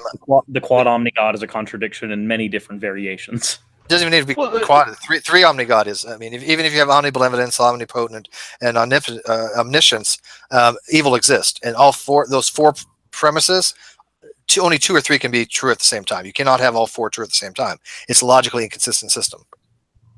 yeah, you know, William Lane Craig says God is the greatest conceivable being. You know, the Christian God is the greatest conceivable being. Well, that's Anselm's version, right? Yeah. I mean, again, Which is But the great conceivable being is by virtue vacuous. yes, Like very vacuous definition. It has no substance to it. well, no, well, I agree. There's nothing concrete about it, but the concept itself is not incoherent. It is the maximally great being that is even conceivable. Whatever he's just saying that it's infinite. That's basically the way it boiled down. If I think of an infinite number, he can think of something higher, right? So it's just an infinite thing. And that's fair. And at that point, though, the God you're positing is essentially there was a guy I was arguing with in the debate chat a while ago who basically said this is G meaning God. It's just the philo God. At that point, you're just positing the philo God. And you know what? If you're positing the philosophy God, just the standard vacuous definition, it is so insubstantive that I don't find any worth to it. Even I don't either. That's why when people kind of go, "Oh, I subscribe to the God of philosophers or Spinoza's God," I'm like, okay, it doesn't mean you're a theist. I mean, it just means that you kind of take all this to be more of I mean, like mathematics, right? I find beauty in mathematics. I find beauty in physics. I see beauty in art, right? And there's an argument from aesthetics and saying, well, that's what God is, right? The philo God is not divine by definition, and the philo is not virtuous by definition. There's no autonomy. There's no power. There's nothing there. The philo God, for all intents and purposes, could be an amalgamation of things by nature that are just simply there as first cause, as omnipresence, as whatever. It can be anything, and that's why I have no want to debate that God. Because one, if somebody subscribes to that God, really, what is their actual position doing in the world? Is it doing anything harmful? No. Okay, why would I even challenge it at that point? Yeah, and the thing with it, like I said, with ichthyeists generally won't have these discussions because ichtheists they wouldn't know even how to have a conversation about a God because they don't know what the word means, right? Now you could have a conversation about what the word means, obviously, but I think it's more of a. I'll accept God as a placeholder. Yeah, and that's the way I think. We don't know, and that's fine. I kind of think of it the same way, right? I mean, I got no problem with that. It's the Christian Islamic. Well, yeah, because I wouldn't even say it's the Christian. It's the one that really gets me is the Calvinist version of God because they've added so many of these weird things to it that just it's like at that point, what the hell are you even talking about? Predetermined by the nature of God having all of his traits, and now that he's predetermined everything, if you're born, we already know that you either are of the elect or are not of the elect. That means you were born destined to burn. I hope you enjoy the rest of your day. Have fun. And all these they use a lot of weird terms too, and it's just like, okay, God is what he is because he's what he is because he is what he is. Yes. Yes. The other thing is, I think immortality is a horrible idea. Well, it might be a bad idea, but it's not conceptually conceivable. I mean, infinity. Again, that'd go back to infinity, right? Eternity would just be a type of infinity. I'd say immortality is not a bad idea as long as you have other people who are also immortal, and you have a place to be that is also eternal. If you don't lose the things that you have in reality right now, and you can just perpetuate it and then end it when you want. Like you're immortal up until you cut off your own head, something like that. You know, be a Highlander at this point. Well, I mean, to be immortal, I mean, obviously you wouldn't want to be immortal in this universe because eventually this universe will be in heat death, right? But there has to be something that I would think that if you are really in a position where you are at maximal state of grace, you should be able to end that existence if you want to. Yes, and I 100% agree with that. It's like anytime somebody says that, oh, would you like if you had the 3 wishes from the genie's lamp, what's one of the things you would wish for? And I would say one of the things I would always say is I would wish for immortality with the caveat that I can end it at my own choosing when the time of my choosing comes. Right, because if you didn't, you'd be really at shit creek once the universe, trillions of years from now, after all the last red giants burned out, so you'd be screwed. If you were a prisoner of war, if you were starving and you didn't have like the actual, like your body's biology remained mostly the same, you still could starve.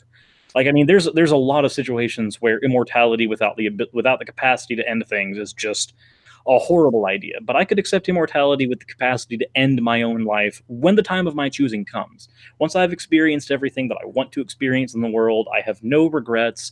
There's nobody left who's going to miss me or have any issues with me not being here. Then fine. At that point, I'm beholden to nobody but myself, and I've experienced what I want to experience out of life. It's time for it to be over.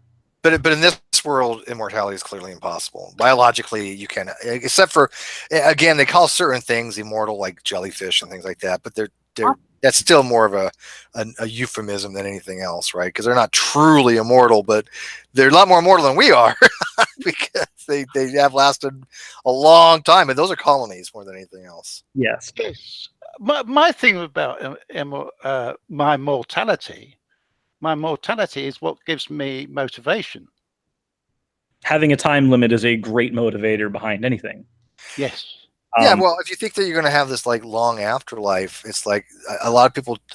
People tell me, well, let's put why bother reading anything? Why bother learning anything? Why bother doing anything? Because I'm only caring about what happens after I die. So all I do is go to church, kind of stuff.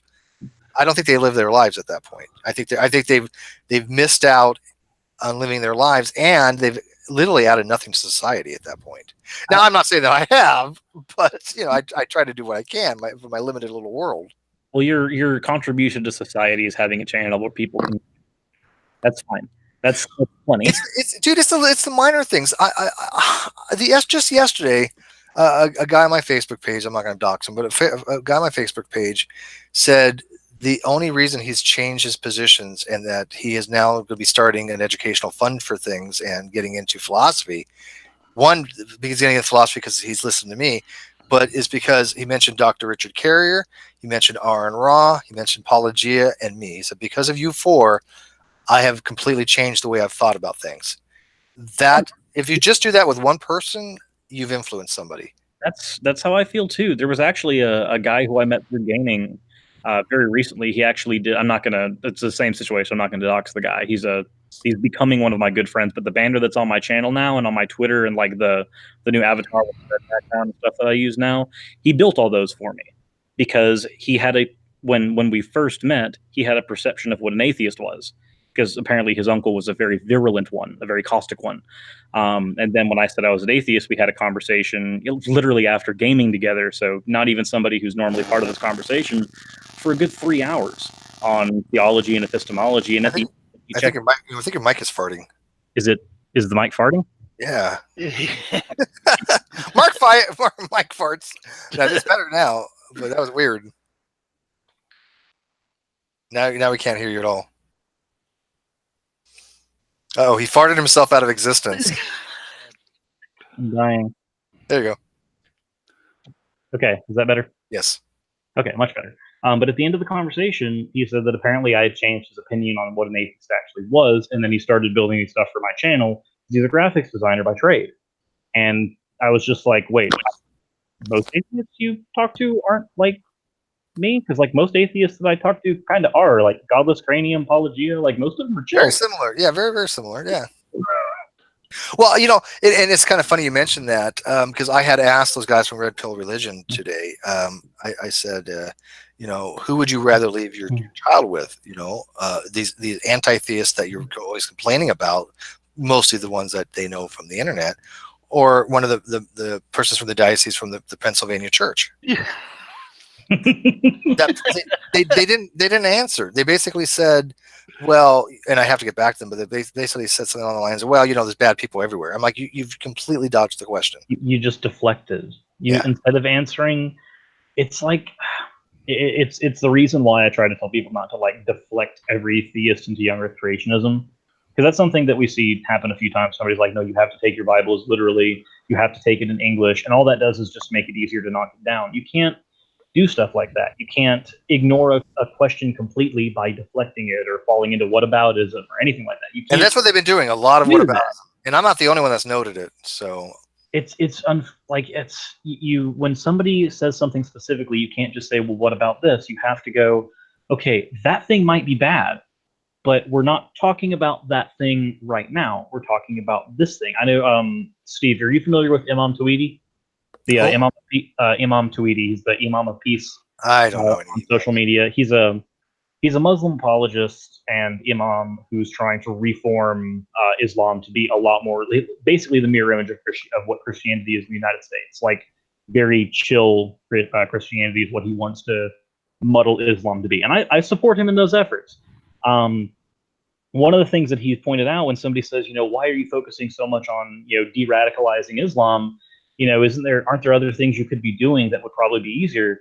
And he just kind of looked at the guy who was interviewing him and said, you don't walk into a cancer ward and say, what about AIDS? Yep. Yeah, that's a very good analogy. Exactly. God, I'm going to have to use that. I'm stealing that. That's true. That's very, very true, right? Wow, that's actually pretty good. I got to wrap this up soon. So if you guys got questions, let's kind of get those out of your way. Sirius, you had asked me the other day, though, what you should use for videos on mistakes that atheists make. I want to touch on Clifford's principle is what you mentioned the last time we talked. What did I say? You said Clifford's principle was the first Clifford's thing principle is really I would really definitely touch on Clifford's principle on evidentialism, but more than that, I don't think you saw it, but I was on a thread where I started off very simple in my line of reasoning, but as people were kind of going, well, Steve, you're wrong, and giving me just the dumbest arguments because I asked for citation after citation on the entire thread. You know how many citations I got from an atheist? 0. I gave a logical argument. I gave a citation from a reputable source, and I even gave a peer-reviewed paper from a professor from NYU. Right? I gave the paper. Wasn't good enough. Right? Mm-hmm. And it's just, it's a bunch of word games. You need to tell atheists that when somebody's making a logical argument and they're using logic and reason, if it goes against their ideology, they may need to rethink their ideology. Yeah, I think that can go for pretty much everybody. Like just in general, if you are ignoring some type of fact, whatever the fact is, because of your predisposition of any kind, the predisposition is probably the problem. Yeah, but I see if atheists do that quite frequently. Like, a real basic version of that argument would be, and this is the exact one I was using, but this was a different kind of thing. But this was on Twitter. But I said, okay, basic argument. Philosophical atheism is the belief that gods don't exist. Okay, right. And again, you can get into more specificities that it's the proposition of theism is false, or ontologically that gods don't exist, or the psychological state. You can get all the technicalities, but simplistically, philosophical atheism is the belief that gods don't exist. Would you agree with premise 1? Yes. Okay. Premise 2, I don't hold a belief that gods don't exist. Would you agree with that? I would agree with that. You don't hold the belief that gods do not exist. Right. I do not believe. I do not believe in gods. Right. Because we're not assigning probabilities. So right now we're just dealing with this. No, exactly. Not a probabilistic. So I do not believe in gods. But that's different. I do not believe is not the same thing as I believe not true. Two different things. negation is completely different. So premise 2 is I do not have the belief that no gods exist. You know me, so you have to take my word for that. But you agree that's true. Okay. Conclusion: I am not an atheist by philosophical standards. No, if you're going from all the philosophy that I've read, no. Okay, and actually, I even broke it down even further. My first premise was atheism is a philosophical term. Is a yes, the same way that scientific theory is also a hard term. Evolution is a biological term, right? So atheism falls under philosophical. So atheism is a philosophical term. Atheism in philosophy is a belief that gods don't exist. I don't hold a belief that gods don't exist, therefore I'm not an atheist. That is logically sound, period. They would not accept that. And when I asked them what premise do you not agree with, I could not get an answer. If you're going to say an argument is wrong, you need to show why the premise is wrong. And I even had one person not too long ago tell me, you haven't proved your premises. Serious, what's wrong with that picture? You can't one, you can't prove them. Two, it's not up to you to prove them. It's whether or not the other person agrees with them or disproves them. That's exactly it. If you don't prove, you don't prove the premises.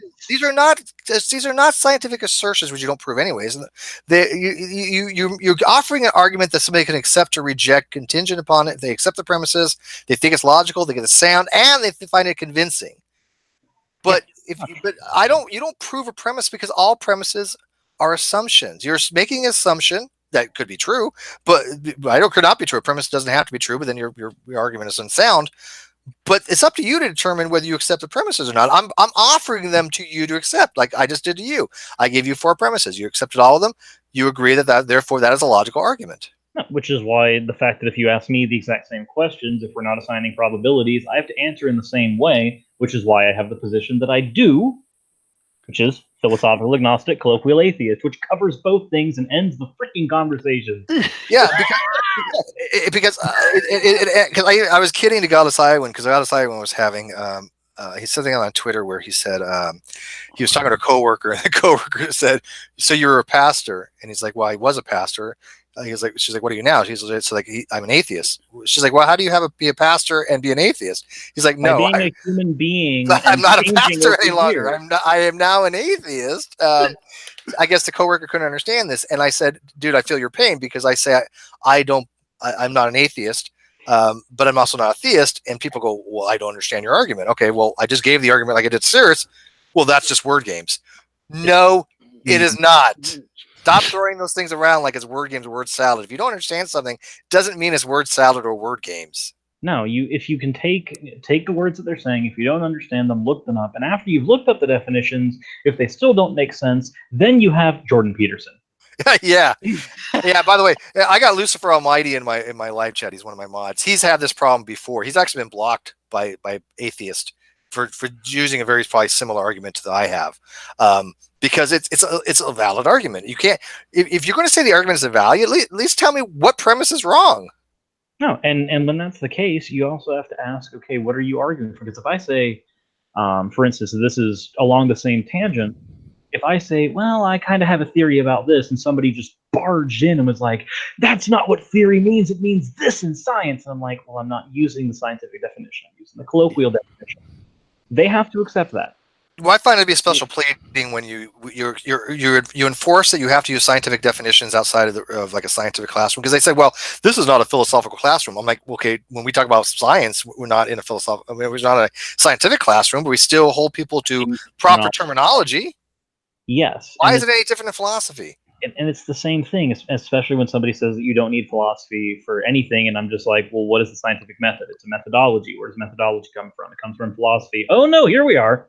Yeah, the whole point. Methodological naturalism is philosophy. It's a philosophy of science. Okay, so we got some questions here. Does that make sense, by the way, Tim? What I said, that you don't have to be an atheist or a theist? Yes, yes. Yeah, okay. It does. I think one of the things you've got to do as well, if I don't understand what you're saying, I've got to say, well, I don't know. I've got, what do you mean by that? Let me think about it, and I'll come back to you. Yeah, I love that. Yeah, that's great. Allows people to expound. That's good. Good. And Butt makes a point too. He says the worst part about lacktheist, and by the way, lacktheist, there's 2 ways to look at lacktheist. Lacktheist is a person who just thinks that atheism is a lack of belief in God. Now, sometimes it could be used as a pejorative of somebody like who actually has a belief that gods don't exist, but then retreats into lacktheism or lack of belief when they're asked for an evidential burden or epistemic burden. But says the worst part about lacktheists is when they think they're smart for knowing gnosis and knowledge, and anybody who doesn't, and everybody else doesn't know this, or anybody doesn't know this. But here's the thing, and he's right. But here's the thing: agnostic does not mean knowledge. Thomas Henry Huxley came up with the term agnosticism because he was in a party and he was dealing with a bunch of people that thought they had a special connection with knowledge from God. They were basically modern Gnostics. And so he wanted to not be part of that group. So he came up with the term agnostic. That's the way he coined the term. And it was actually more of a methodological approach to these conversations. But things have changed since then. But it doesn't mean without knowledge. Okay? Agnosticism is a belief position. Now, it's not a belief position on the proposition, because that would be theism or atheism. The proposition is true, it's theism. Proposition is false, is atheism. but I would maybe call it a second order thing. I would have to actually ask, Malpass or Ozzy on that, but I can see why it'd be a second order belief, maybe. But it's still a belief. It is a belief that I cannot properly assign a truth value to that proposition. Does that make sense, Chris and Tim? Yeah. Okay. So what other questions you got? Somebody want to know about Piltdown Man. Piltdown Man is one of those things where it's kind of funny because the story has been so changed to where it makes it actually sound like scientists were perpetuating this. Oh, I've already covered Piltdown Man. If you want me to go at it. Yeah, go ahead. Yeah, take this one. Yeah, go ahead, do it. So Piltdown Man pretty much was indeed a hoax, but not by the scientific community. It was done by, the current theory is that it was done by the man who found it, because he would know how how everything was put together. He would know how to make it look like it's old and how everything were to be done, because he worked in the relative field. So if you go off of this, which is the most likely hypothesis, then when you go by this, it would make sense that the entire scientific community was indeed fooled by it, until they figured out that they were not finding any other creature that looked just like this within the fossil records of the area. It's sad for like 40 years because they didn't know what to do with it. Yeah. And so they just kept it in museums a lot of time in the storage and sometimes out, but they just sat with it for, like you said, 40 years until they finally realized they weren't finding anything like Piltdown Man. Piltdown Man was just something that and then once they actually took a look at him, they discovered that a lot of everything that he was pieced together by was with different parts of different creatures. And it was something that was a brilliant hoax. Don't get me wrong, it was completely brilliant. And this man had actually come to find out had been the perpetrator of a lot of different hoaxes. And it was his, if you want to boil it down, it might have been his, and these are just, of course, speculations, because we won't know now. But if you want to speculate, it was most likely his way of trying to have England at the forerunner of scientific knowledge, because all these fossils will be found everywhere else but England. And so not only that, but he also was trying to get in part of the science community within there and be recognized by them. And this was a really, really big fault on his behalf, because now his name and reputation will be tarnished for the rest of. Yeah, and again, it was science that actually determined this. And by the way, there was, to my knowledge, no scientist said, "Hey, this is what we would expect for evolution." In fact, that's the reason why it sat for 40 years. They didn't know where to put it. Yeah, they said it. They and I don't mean physically. I mean in the line of phylogeny, they didn't know where it went. They were like, "What the hell is this?" So they chalked it up as an anomaly up until the point where they could determine what it was. When they determined it was a hoax, it throws away. It gets thrown out. That's what happens, stuff like that. Yeah, so this narrative that it was a scientific hoax is it's true and it's false. It was a hoax on science, but it wasn't a scientific hoax committed by scientists. No, it was done by one man who wasn't even he was, I believe, an amateur archaeologist or paleontologist or whatever. He had a very extensive knowledge in it, but he wasn't someone who was at the forefront of it. Correct. So Cyrus, to go back to this real quick, sure. Can you explain real quick with why science would be useless without philosophy? Because we have people that are saying philosophy is useless.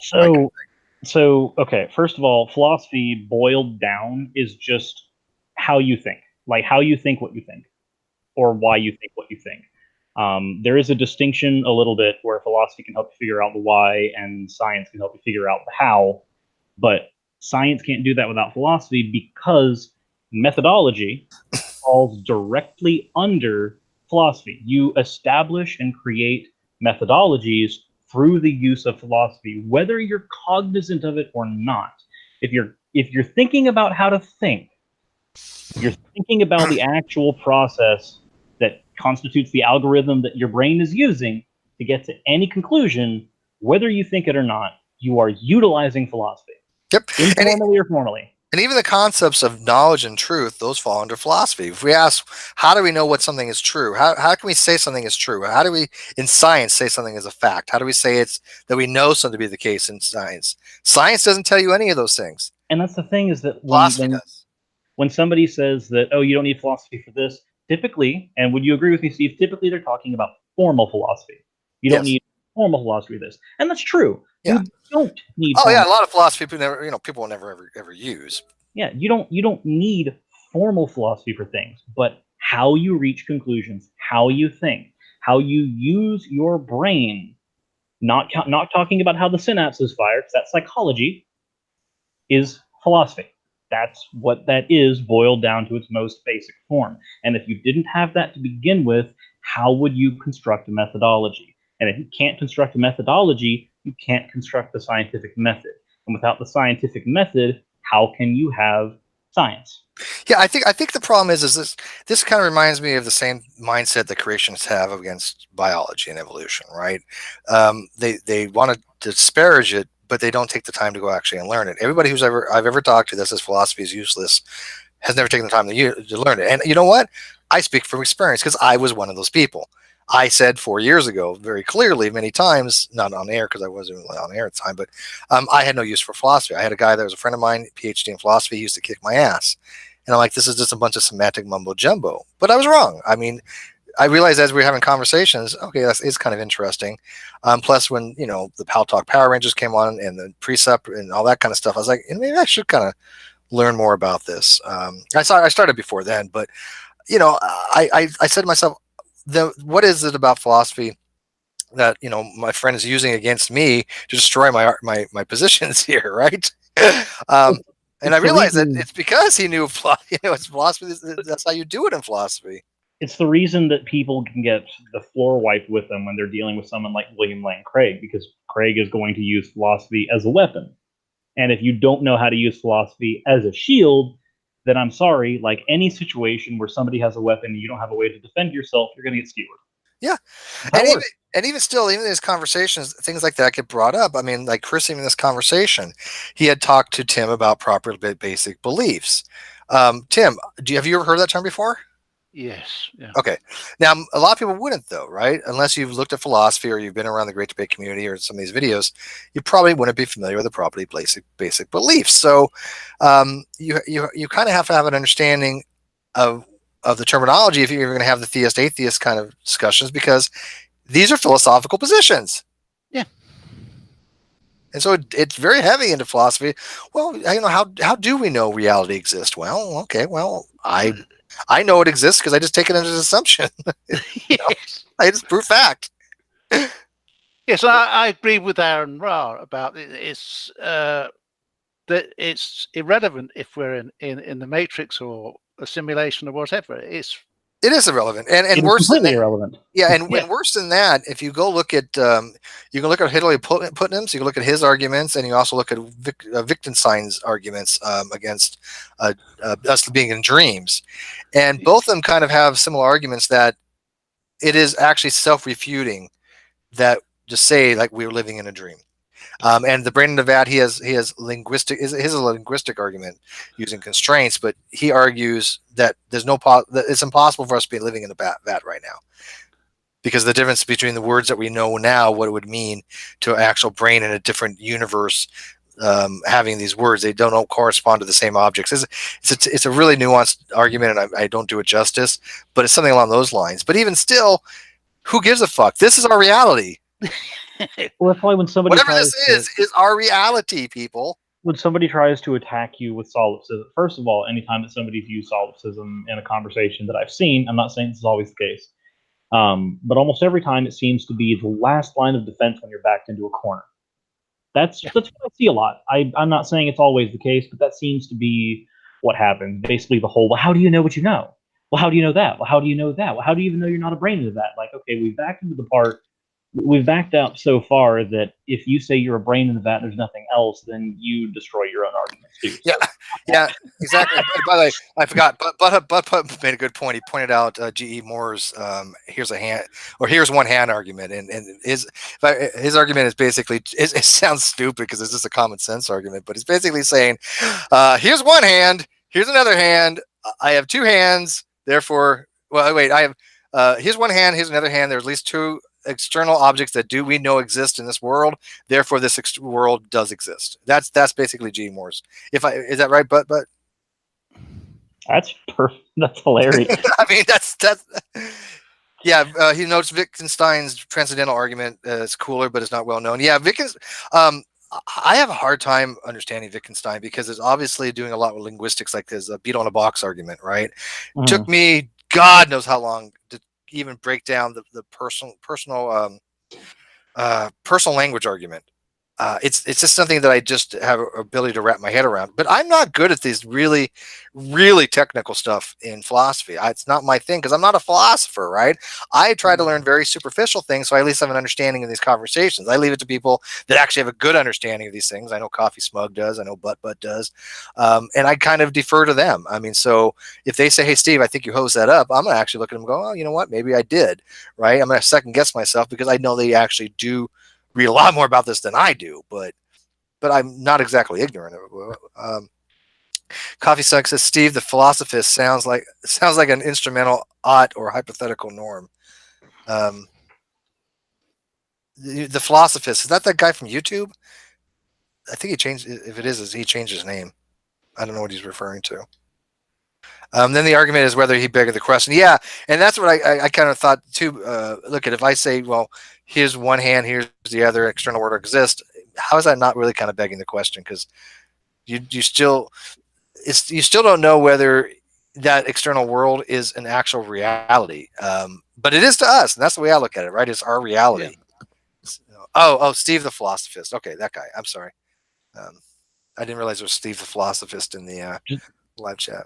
Just a more cool Steve. Yeah, exactly.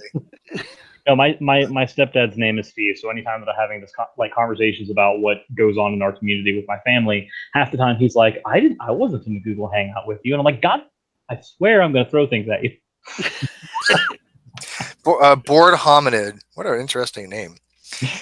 He says, atheist equals belief that no God exists is the same as zero, a natural number. Both are wrong, quote, wrong, because that's not the convention. Well, that's not true because in some convention, it may not be conventional, but zero can be a natural number in some frameworks, right? If you want to do indexing of a summation, you can, if you define it, if you state you're putting zero in the natural set, you're allowed to do that. So it's not wrong to do that.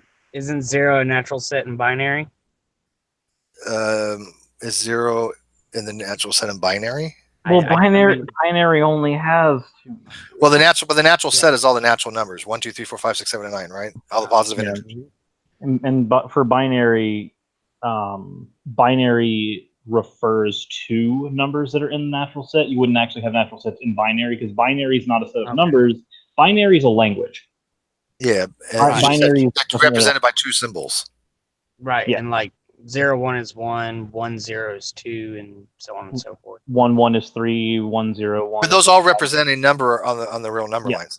They represent. That's why binary is just language. Binary is language represented by numbers. Yes. Okay. But it's same as hexadecimal, isn't it? It's just that's base 16. It's just a convention, isn't it? Yes. Yeah. Just like you can use hexadecimal to represent color. I can say hashtag FFFFFF, and you can know that, oh, he's meaning pure white. Yeah. Somebody says binary is not a language. I mean, binary is code. I mean, if you want to, I wouldn't maybe call it a language either. I mean, it is a binary code, but I don't think that I would necessarily call it a language because language is something you actually write in, and yes, you can write in binary. But if I can write in binary, but when you write a language, like for example, in BASIC, you have words that represent things like do this, go there, do that, right? Those are languages. I mean, I've heard it referred to as binary language. I just don't know if I'm a fan of that. I would say that I view it more as a language than I do as numbers. I don't view it as numbers. I view it in the same way I view language, which is that there are numbers and symbols that are correlative to ideas. The same way language is. I say cat. Cat has no meaning unless you actually know what cat I'm referring to. I'm referring to an animal. Binary is representing an actual. You know what? I'm gonna have to research that a little bit. That's actually that's the first interesting question I've had in ages. Is binary a language? Shoot, where's a computer scientist when you need one? You know, I'm gonna be agnostic on that for right now until I can actually do some research, because I do think it's a code or even a syntax. I don't know about language yet, although I've heard it referred to that way. What's that? Any number system is a convention, isn't it? You know, it's we use a 1 to 10 is a. But that's not a language, right? No. So why, if base 10 is not a language, why is base 2 a language? It's just a mathematical convention, isn't it? Like I being the square root of -1. Or J. Yeah.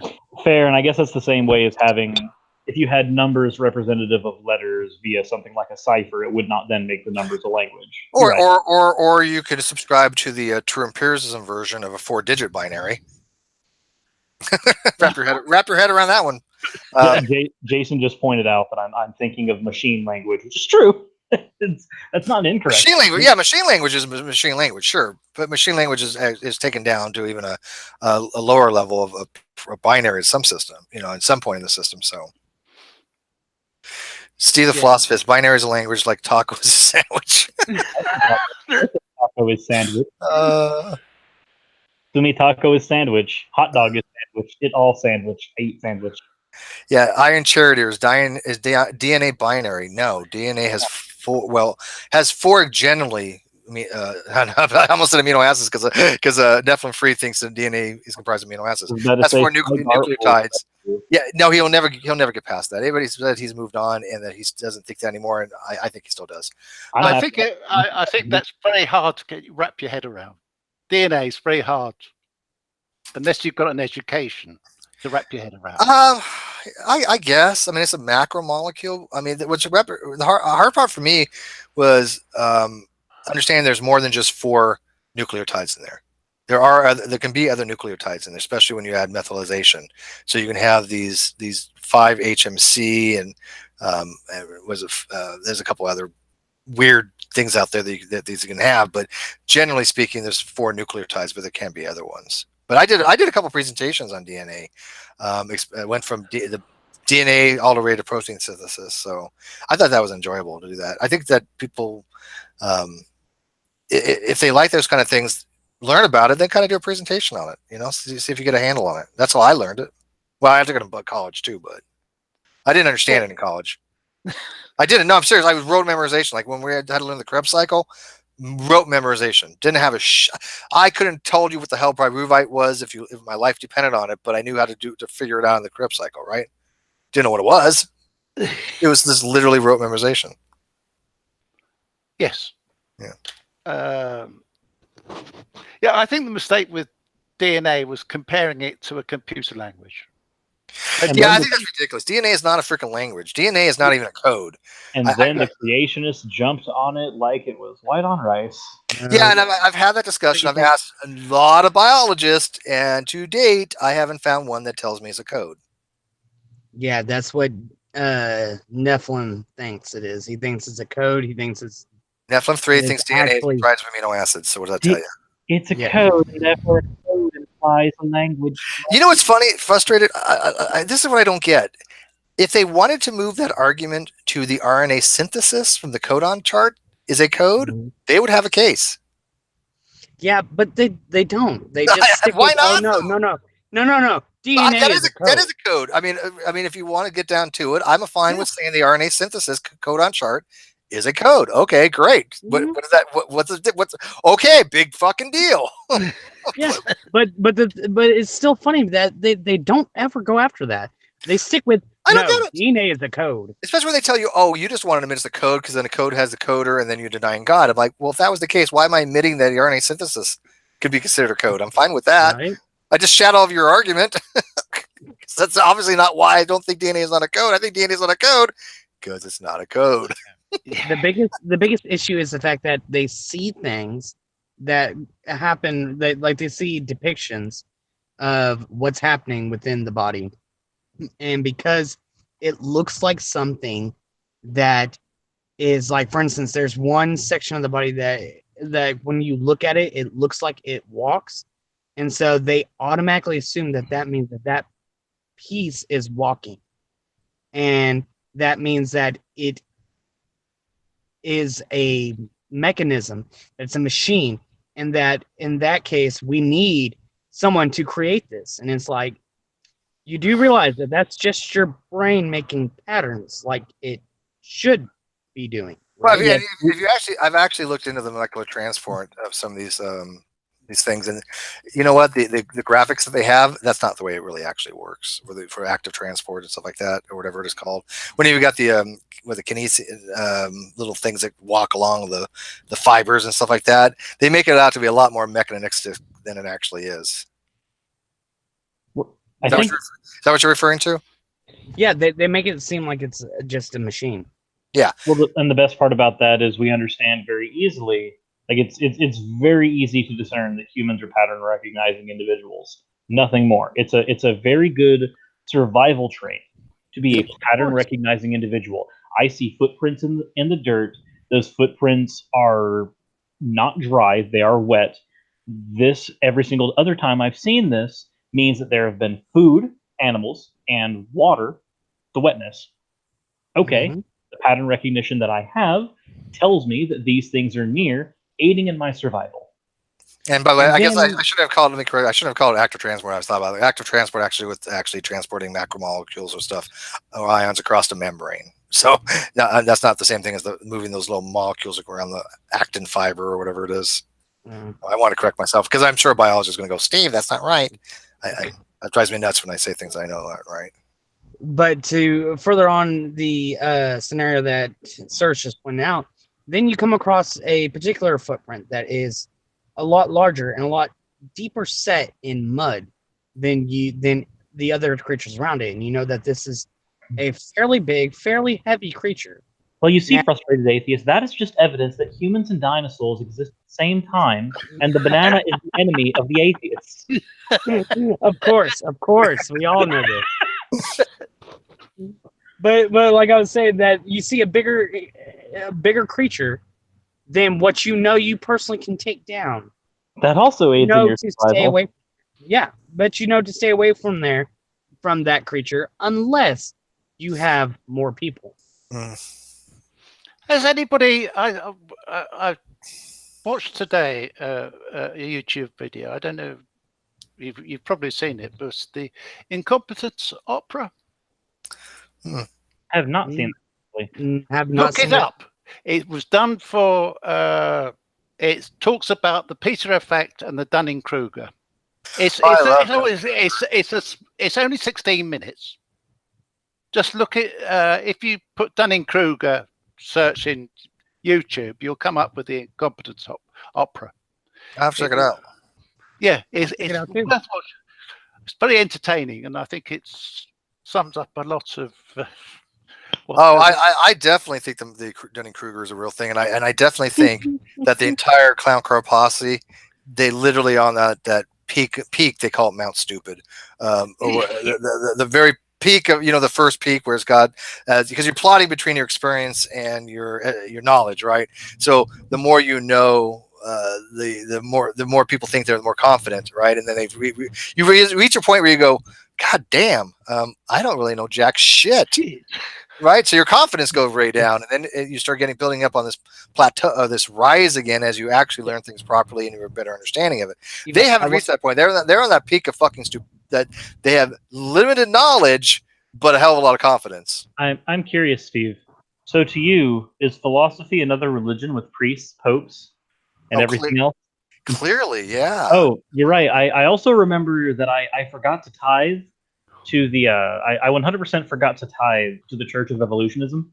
You could send it to my Patreon. I accept the tithing. It's tax free. Thank you. Okay, I'll make sure to do that at some point. Give me a minute. Yay! Yeah, we all do have our evolutionism cards, right? Yes. Oh yeah, Okay. yeah. The NASA sent it to me. Remember, you can choose whether or not you want to believe in evolution, but participation is mandatory. It is.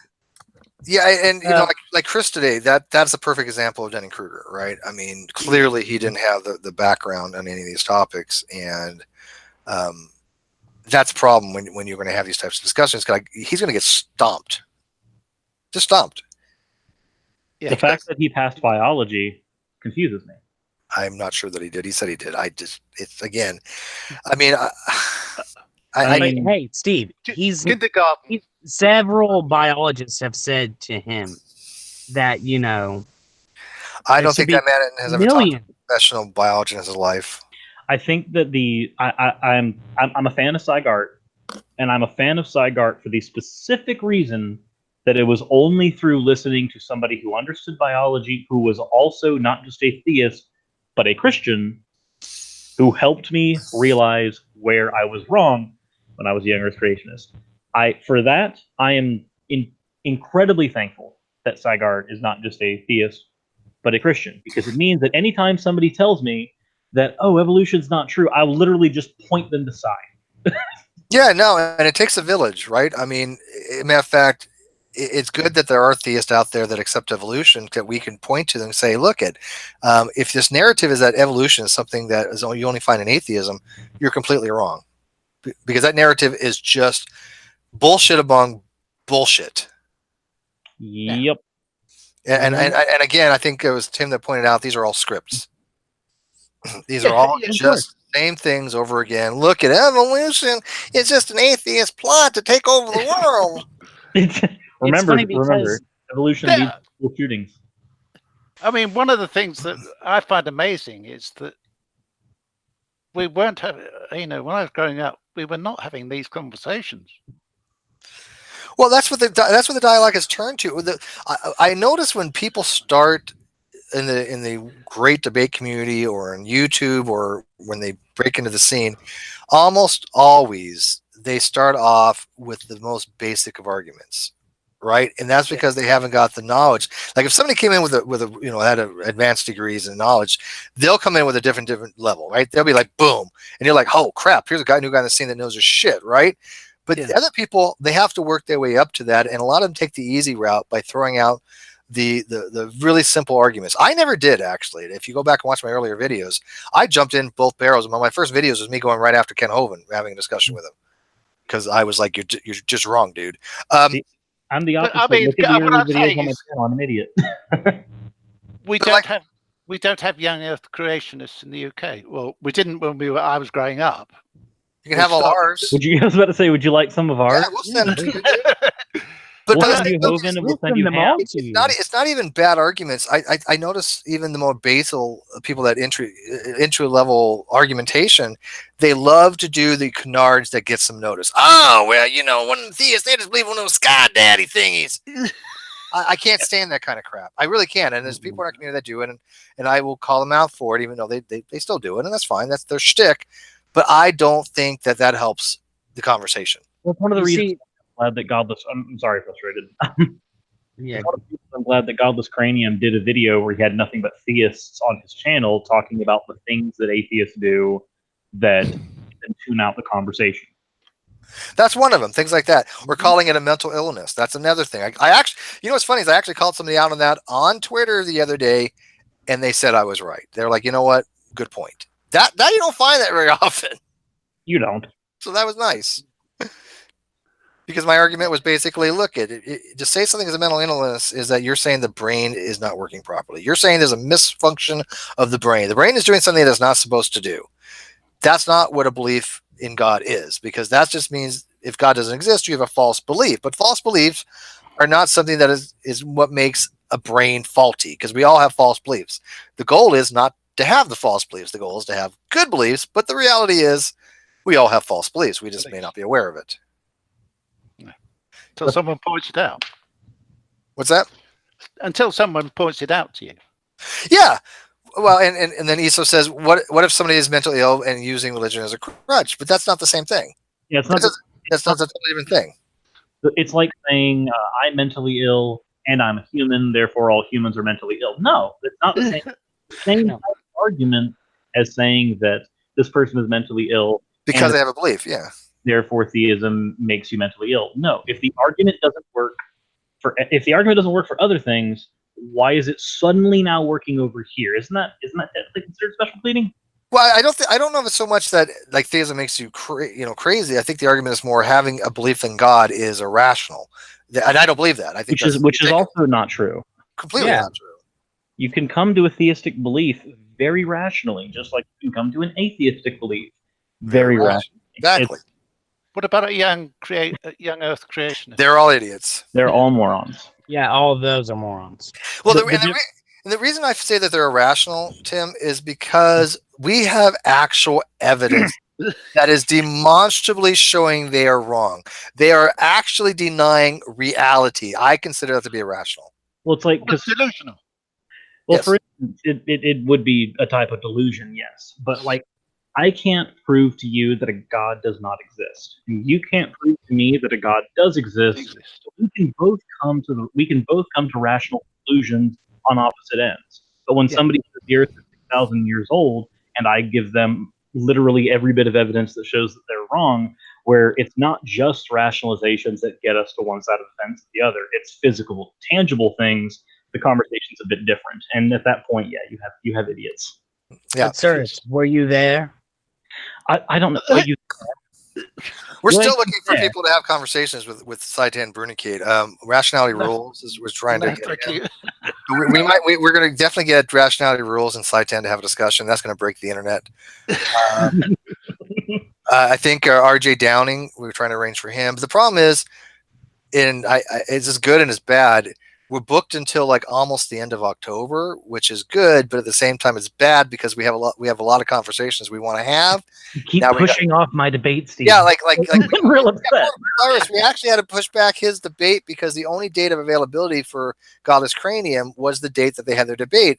And if you're only, we kind of have an unstated rule. If you only have one day available in that month, we're going to give you a higher priority, even if something needs to get moved, if it could possibly be moved. And that's for everybody. I think that just makes sense, right? I think I'm less frustrated than Catholic Fusionist is at this point. He'll live. He will. Sir, who are you debating? A Catholic Fusionist. It's gonna be 2-on-2. I don't know who his female partner is until I know. I'm not going to reveal who my female partner is yet. AKA Max Hangs Out is a Catholic Fusionist. Catholic Fusionist used to be known as Max Hangs Out. Gotcha. Yeah. But it's going to be a debate on should abortion be legal or illegal. Yeah, matter of fact, poor Max, he was actually using that whole Steve. What about United States? You living there? And I like Max a lot. We go way back. We don't agree on a lot of things, but we have a good understanding with each other. And I said, dude, this isn't like you to use a fallacy. This is too quay. Come on, don't even try to say that it's not whataboutism and stuff like that. Don't even try. Don't even try it. I told you I took speech therapy for years, but I think he backed off of that because I haven't heard from him since after I pointed that out to him. So that's good. So maybe he did recognize it. Hopefully, because I mean, would you agree that it's completely about whataboutism if I say, why are you condemning the church because you live in the United States and they commit war crimes? How could that not be whataboutism? You're literally saying, well, what about? Oh, that's definitely whataboutism. Yeah. Not to mention, even if it weren't whataboutism, like let's assume that it was valid. Again, taxes and tithing are not comparable. Yeah, they're not even fair analogies on multiple different levels, right? Because I got to live somewhere, and I can grant that it's whataboutism, and it's still not that. I can grant that it's not whataboutism, and it's still.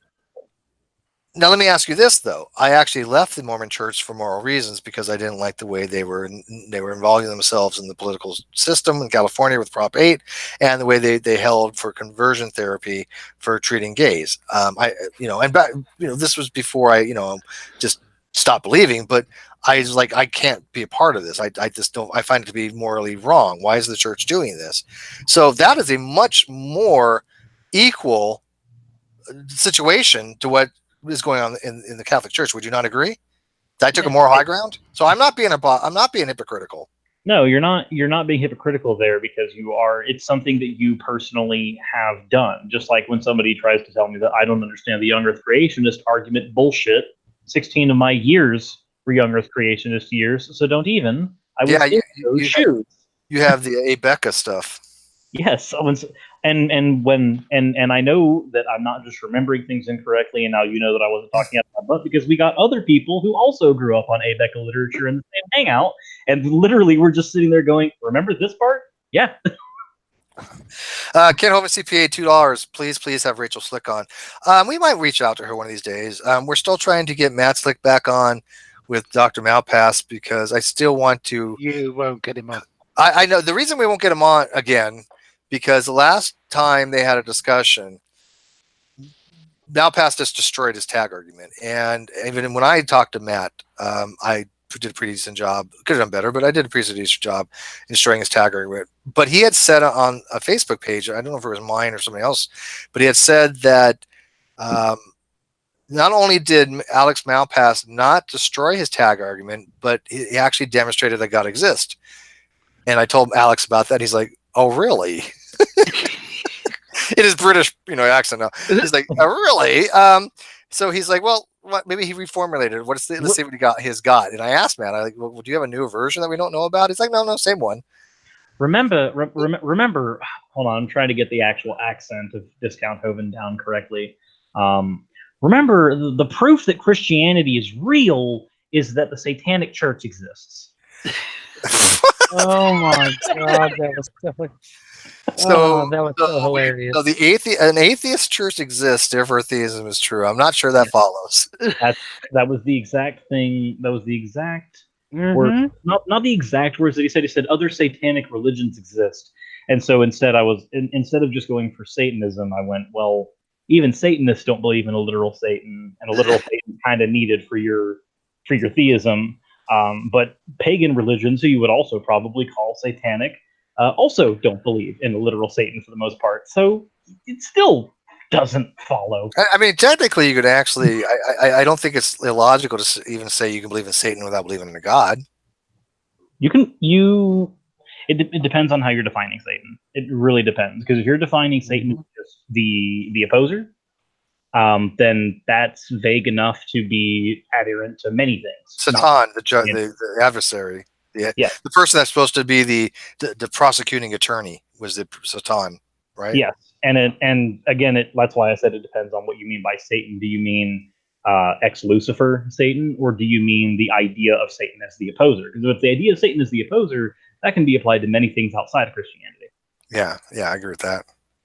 All right, we're going to be wrapping this up. Unfortunately, I got to get ready for our show tonight, which is with Dr. Misha Griffith. I should be in bed.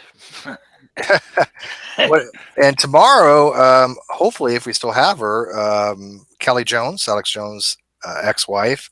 There's been a little bit of issues going on there, but hopefully we've resolved them all. And she'll be on tomorrow. Not this channel, but on the Non Sequitur Show channel. Link in the video description to the Non Sequitur Show. Hopefully everybody that's watching this also subscribes to the Non Sequitur Show. I would think so. I pretty much think that anybody who watches this channel probably watches the Non Sequitur. But not everybody who watches Non Sequitur watches this channel, right? Why not? Yeah. Before we head off, I did want to say something that was pretty funny. So I'm tapping into my phone, or not my phone, my tablet, for the chat to say good evening, everyone. And the very second I put evening, the suggested word was Enoch. Good Enoch. Good Enoch. Good evening, Enoch. Yeah, have a good Enoch. Yeah. Can I ask, Steve? Yes. How do you think I did? I think it did pretty well, actually. I mean, for a first time thing, not too bad. Yeah, I mean, I didn't really have any criticism of your argumentation per se. I mean, you made your points. Again, I think you may not want to rethink the ichtheist position a little bit, but that's up to you. I mean, you could be actually an ichtheist. I mean, I'm not saying that you're not, obviously, but it's just hard to think. It's hard to be an ichtheist and have conversations about God because it just would be a meaningless word. I think. The first time I came across it, I think I heard Aaron Ross say he was. Aaron says a lot of weird things. Yes, I Aaron, know it does. Aaron's like to say he's an epistemist, which is a made up word. Like, well, all words are made up, but it's a neologism that Bionic Dance came up with, and it's dumb. I'm sorry, but epistemist is a dumb word. It basically negates all forms of knowledge unless it's from kind of scientific knowledge. It's basically a form of logical positivism and verificationism, and there's a lot of reasons why that stuff is kind of crappy. And matter of fact, Cyrus is going to be doing a video. One of the things he's been including is on Clifford's principle and evidentialism. I think that people fall into this trap because they love science so much, and I love science too, but they fall in this trap that science is the only way to gain knowledge, right? And if it's not provable, then it doesn't exist, kind of thing. And that's not how you should go into discussions, especially abstract discussions and things dealing with existential. Science works. Yeah, it's not even how science works. It's not even how it works. So yeah, when people say they're epistemist or people say they're evidentialist, I don't know if they really have thought it through, because I have never met I don't think I've really met an evidentialist who's an actual evidentialist that I'm aware of. And I only can think of 3 people that fall into scientism: Aaron Ra, Bionic Dance, and who was it the other day that fell into scientism? Deconverted man. Deconverted man. Thank you. But other than that, I never see it.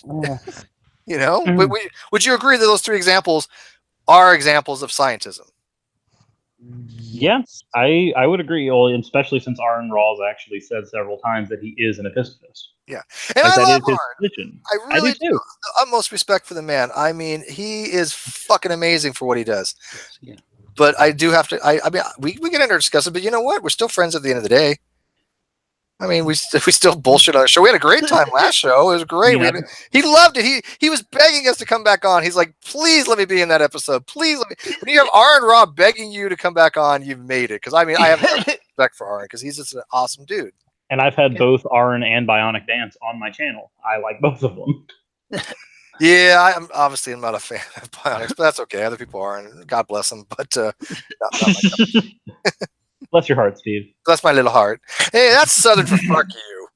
Well, Steve, the thing is, and I am from the South, so yes, we do say that for fuck you. Yeah, But, that's true. I am too. I'm in Georgia. Yeah. Bless But your Steve, heart. can we trust anything that you say since you don't exist? Probably not. And by the way, I have a blog on that. Did you ever read my blog, Frustrated? I did not. You're gonna have to send it to me on Twitter so that way I can read it. All right, I'll get it to you later. But I have a blog on the problem of not believing, and probably not my finest one because I really did it late at night. But I had somebody proofread it. But it's really weird when people say things like, "Well, I don't believe X. I don't believe that. I don't have any beliefs." Well, then you don't have any knowledge. Simple as that. Simple. There is no way around that. If you don't have beliefs, you cannot have knowledge. There is no way around that. Like, for instance, for those who say that they know that a God does not exist, if they know it, then they also subsequently believe that no God exists at the same time. Yes. Run that by me again. I said that, for instance, if you take the person who says, I know there is no God. Okay. He knows it, but he also subsequently believes that there is no God at the same time. Wait. So he believes there's a God. He knows there's a God, and he believes the God at the same time. No, he knows that a God does not exist, Mhm. and therefore he also believes that this God does not exist. That's sound. What's wrong with that? Yeah. What's wrong? I was just agreeing with you. And Yeah. Because clearly, if you believe a God, if you believe that a God, if you know a God doesn't exist, you also believe that a God does not exist. However, if you believe God doesn't exist, that doesn't mean that you know God exists. Knowledge is a subset of belief, right? So if you know X, you also believe X or P, well, either or. But a lot of people don't seem to get that, right? I mean, they don't seem to think that. Look at how do I know something if I don't have belief first? You can't. That's in every theory of knowledge out there. Belief is a requirement. It's a necessary precondition to have knowledge. So, I mean, does anybody in the live chat disagree with that? I'm curious, just before we end this, that if people say they don't have any beliefs, it is an epistemic reality that they don't have any knowledge. If that's the case, which I don't. Well, there was a comment in the live chat saying that how else would you gain knowledge besides the scientific method? And I think I found the best response to that, which was read a book. Yeah. Yeah, I mean, look at scientific method involves science, experimentation and these other things. But when you read something, right, when you gain knowledge from your senses. I mean, I look at if I touch my hand on a hot stove, I don't have to repeat that 1,000 times. No, it fucking hurts, and probably shouldn't do it again. Right? There's no scientific method involved there. There's no repeatability. I'm done at that point. It's sensory perception. I need peer review to demonstrate that when you actually put your hand on, not only are you in pain, but I need proof that not only are you in pain, but you believe you're in pain. Can you prove to me that you believe that? And somebody asked, well, where the knowledge comes from the book? Well, not always from the scientific method. I have knowledge of a poem. I know by scientific methodology. No, it's a poem. I know a lot about particular video game franchises. I didn't use the scientific method to get there, and they probably didn't use it to make it up. Although that is a little bit of equivocation. I'm going to call myself out for that, but that's okay. Because I'm using knowledge a little bit differently, but whatever. Before somebody else points that out. But I mean, there are things that I know without having, for example, analytical knowledge of mathematics, right? You don't do scientific experiments for mathematics. I know 1 + 1 = 2 is a true proposition, right? I know it. Yeah. That's knowledge. Skeptic 77 says, yeah, but the process of your brain recognizing the pain can be described by the scientific method. That's different, though. Yes, that is. Yeah, that's completely different from what we're saying, though. We're saying that I've learned, right? I've gained knowledge that the proposition that if I put my hand on that stove and it's hot, it's going to hurt. I don't need the scientific method for that. I think the thing that covers this best, the best way that I've ever heard this worded, is the scientific method is a methodology. It is not an epistemology. Right, exactly. Yeah, it is. It completely. Matter of fact, I'm going to end this. And by the way, you can go look this up on Google, but you won't. I don't think you're going to find it because it's kind of obscure thing. But what do you think? Like, especially according to, I even give the person that said it, Richard Feynman. What is the first thing in the scientific method after you observe? So you have an observation, you observe. Thank you. Who said that? Yes, me, Tim. Yes. I saw the lecture. Yes. That's a brilliant lecture, right? Brilliant lecture that Feynman did. I think he's a phenomenal thing. I remember what someone was saying about him. They would ask him about a certain theory or thing, and they say, I don't know.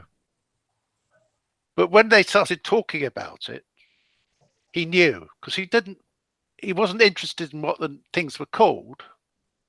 He was interested in what was underneath. One of the smartest men ever. Yes. Bar none. But I love what you said about guess, because that's another thing. When I hear an atheist say something along the lines, well, there's no guessing in science. Guess what?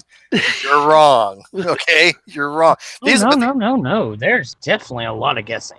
But that's the thing that I think that Sirs in his video may want to point out, things like that are so ingrained in this narrative. To be an atheist, you have to hold to these certain things, and you have to hold like the science stuff. But I think they get a lot of stuff wrong, because I'm actually people argue that science isn't guesswork. Well, it starts off. Yeah, you start off with a guess, and you refine that into a hypothesis. Even as you're going through this stuff, like for instance, take whenever they were trying to calculate the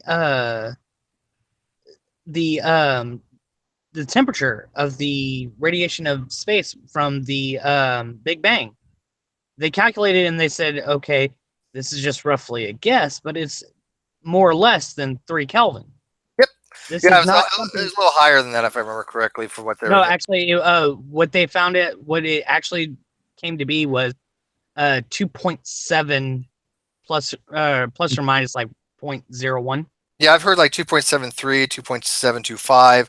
I think their initial estimates was what was the initial? Do you remember the initial estimates? It was a little bit higher than that, wasn't it? It might have been higher than by a few points, but it was roughly the initial estimate. Yeah, but it was a guess. It was a guess. I mean, that's more of an educated guess, obviously. Yeah. But I mean, if even when I first formulated something, I still I can make a guess about what could possibly be reasons for this, and then kind of whittle that down to a more educated guess, right? Yeah, There's nothing wrong with that. educated guesses tend to usually be spot on, but it doesn't negate the fact that they're still guesses. But that's a perfect example of when they actually predicted something, and guess what? They discovered it. I mean, that's verifying the theory. When I told Chris about Tiktaalik, do you think he's ever heard of that before? No. Probably so, but he might have heard it in passing through, of course, all these different young Earth creationists who try to bring that up and say, "Oh no, this is not a transitional fossil." I think. I'm sorry. I don't think they actually hear that. They don't. They. You might say the words to them. You say what it is. They walk away and they haven't heard it. It hasn't sunk in because it disputes their knowledge. It's the cognitive dissonance. I think it's just the fingers in the ear, isn't it?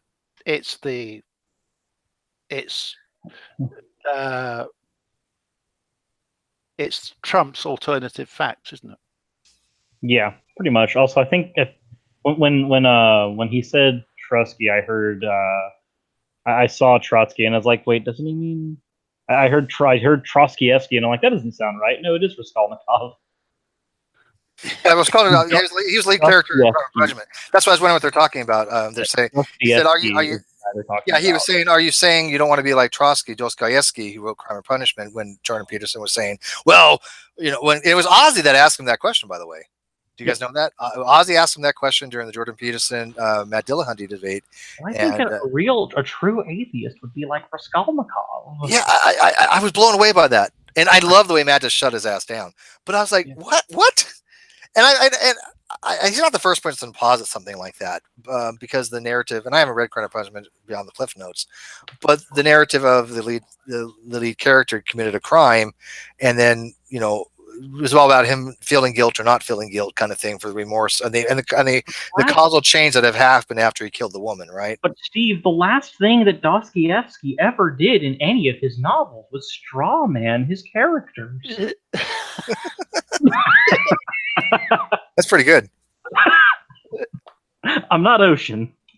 I can't do it like Ocean does extremely well. But I don't understand how he thinks that's a cogent response to what he thinks an atheist would be morality wise. Because I would just say that, you know what, you're right. The atheists you're thinking of are like Raskolnikov. Pure fiction.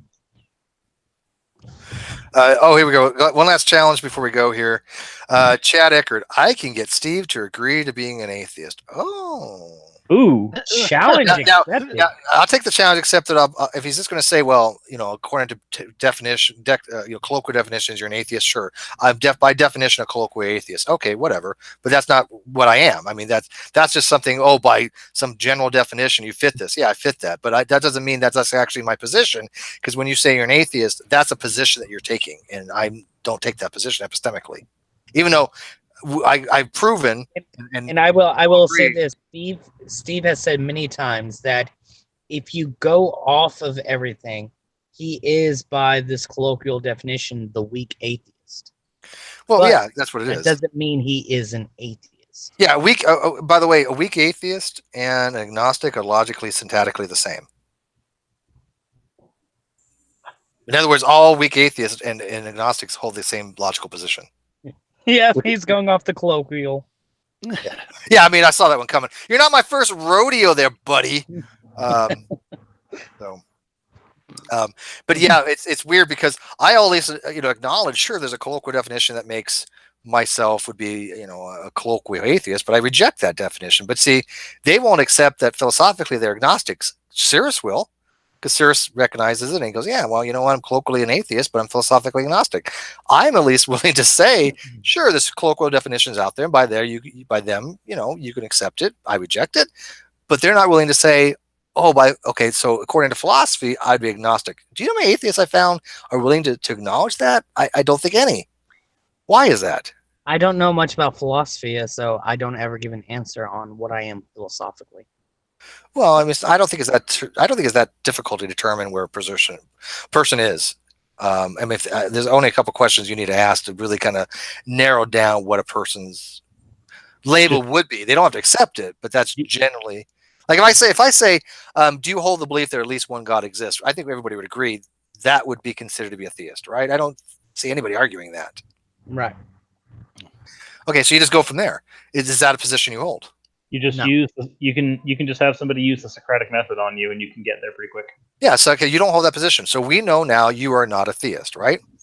Correct. Okay, so the next step would be, do you hold a position that there are no gods? That there are no gods? Yeah. Mm, Like I believe there's no such thing as a unicorn that exists. I hold the belief that there are no universe anywhere in the universe. There's no such thing as a unicorn. I hold that belief. Do you hold the belief that there are no gods? I would probably say so. Then you're a strong atheist. You're a philosophical atheist, and you have a burden of proof. I do. Yeah. Yeah. And that's good, because my other argument, which again, I think I'm the only. I like to make unique arguments, but it's so hard because everybody just regurgitates the same old arguments unless you're really, really into this stuff and you can make your own arguments. I'm not at that level, but there are some very simple arguments that I've come forth that I don't think I've ever heard before.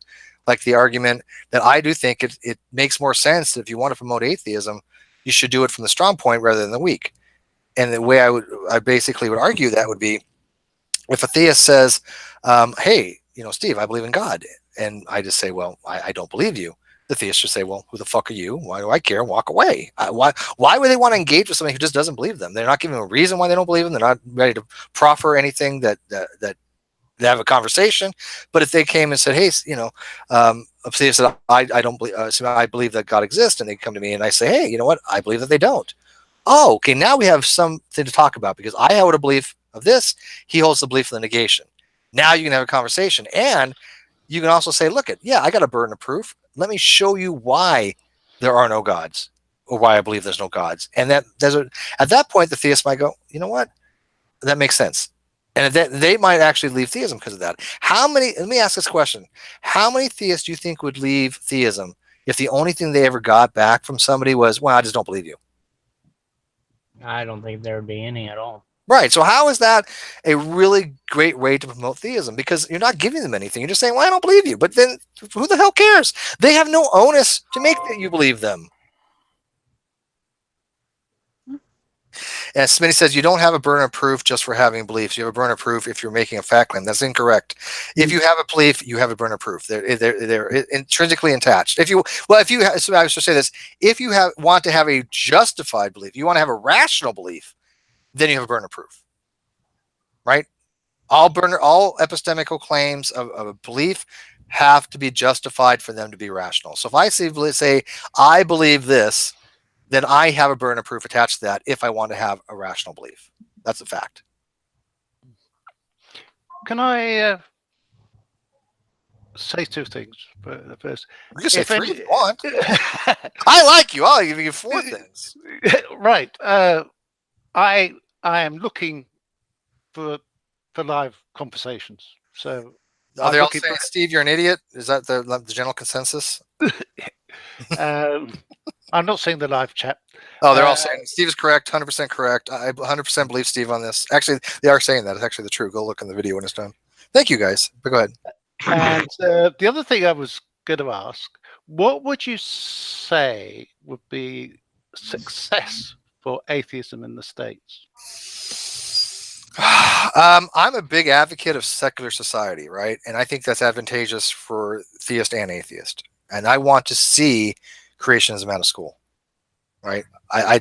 There is no teach the alternative. There is an alternative. There's the theory of evolution. Teach the controversy, Steve.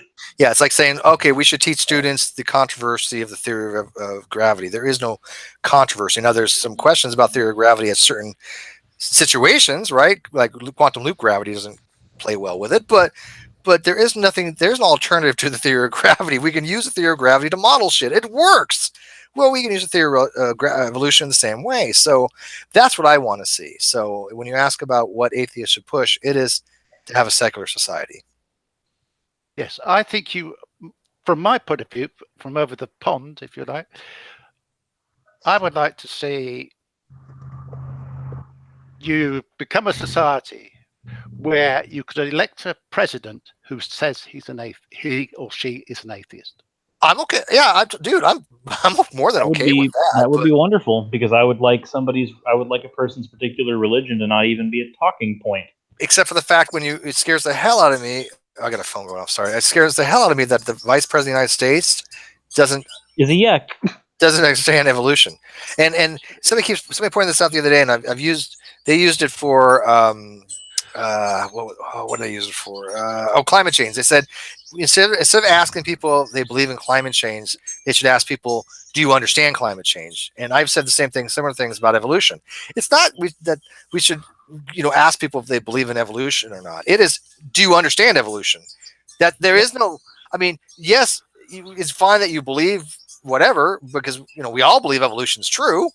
If you say I don't believe evolution is true, you're an idiot, and that's even going for the people that accept evolution, because they're the biggest ones. If you accept evolution and then you say, "Well, I don't believe in evolution," you got problems, man. You got problems.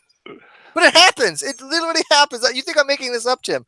There are people that are out there that say things like, "Well, yeah, I know evolution's true, but I don't believe in evolution. I don't believe it." I'm like, do you not listen to yourself? That's just stupid.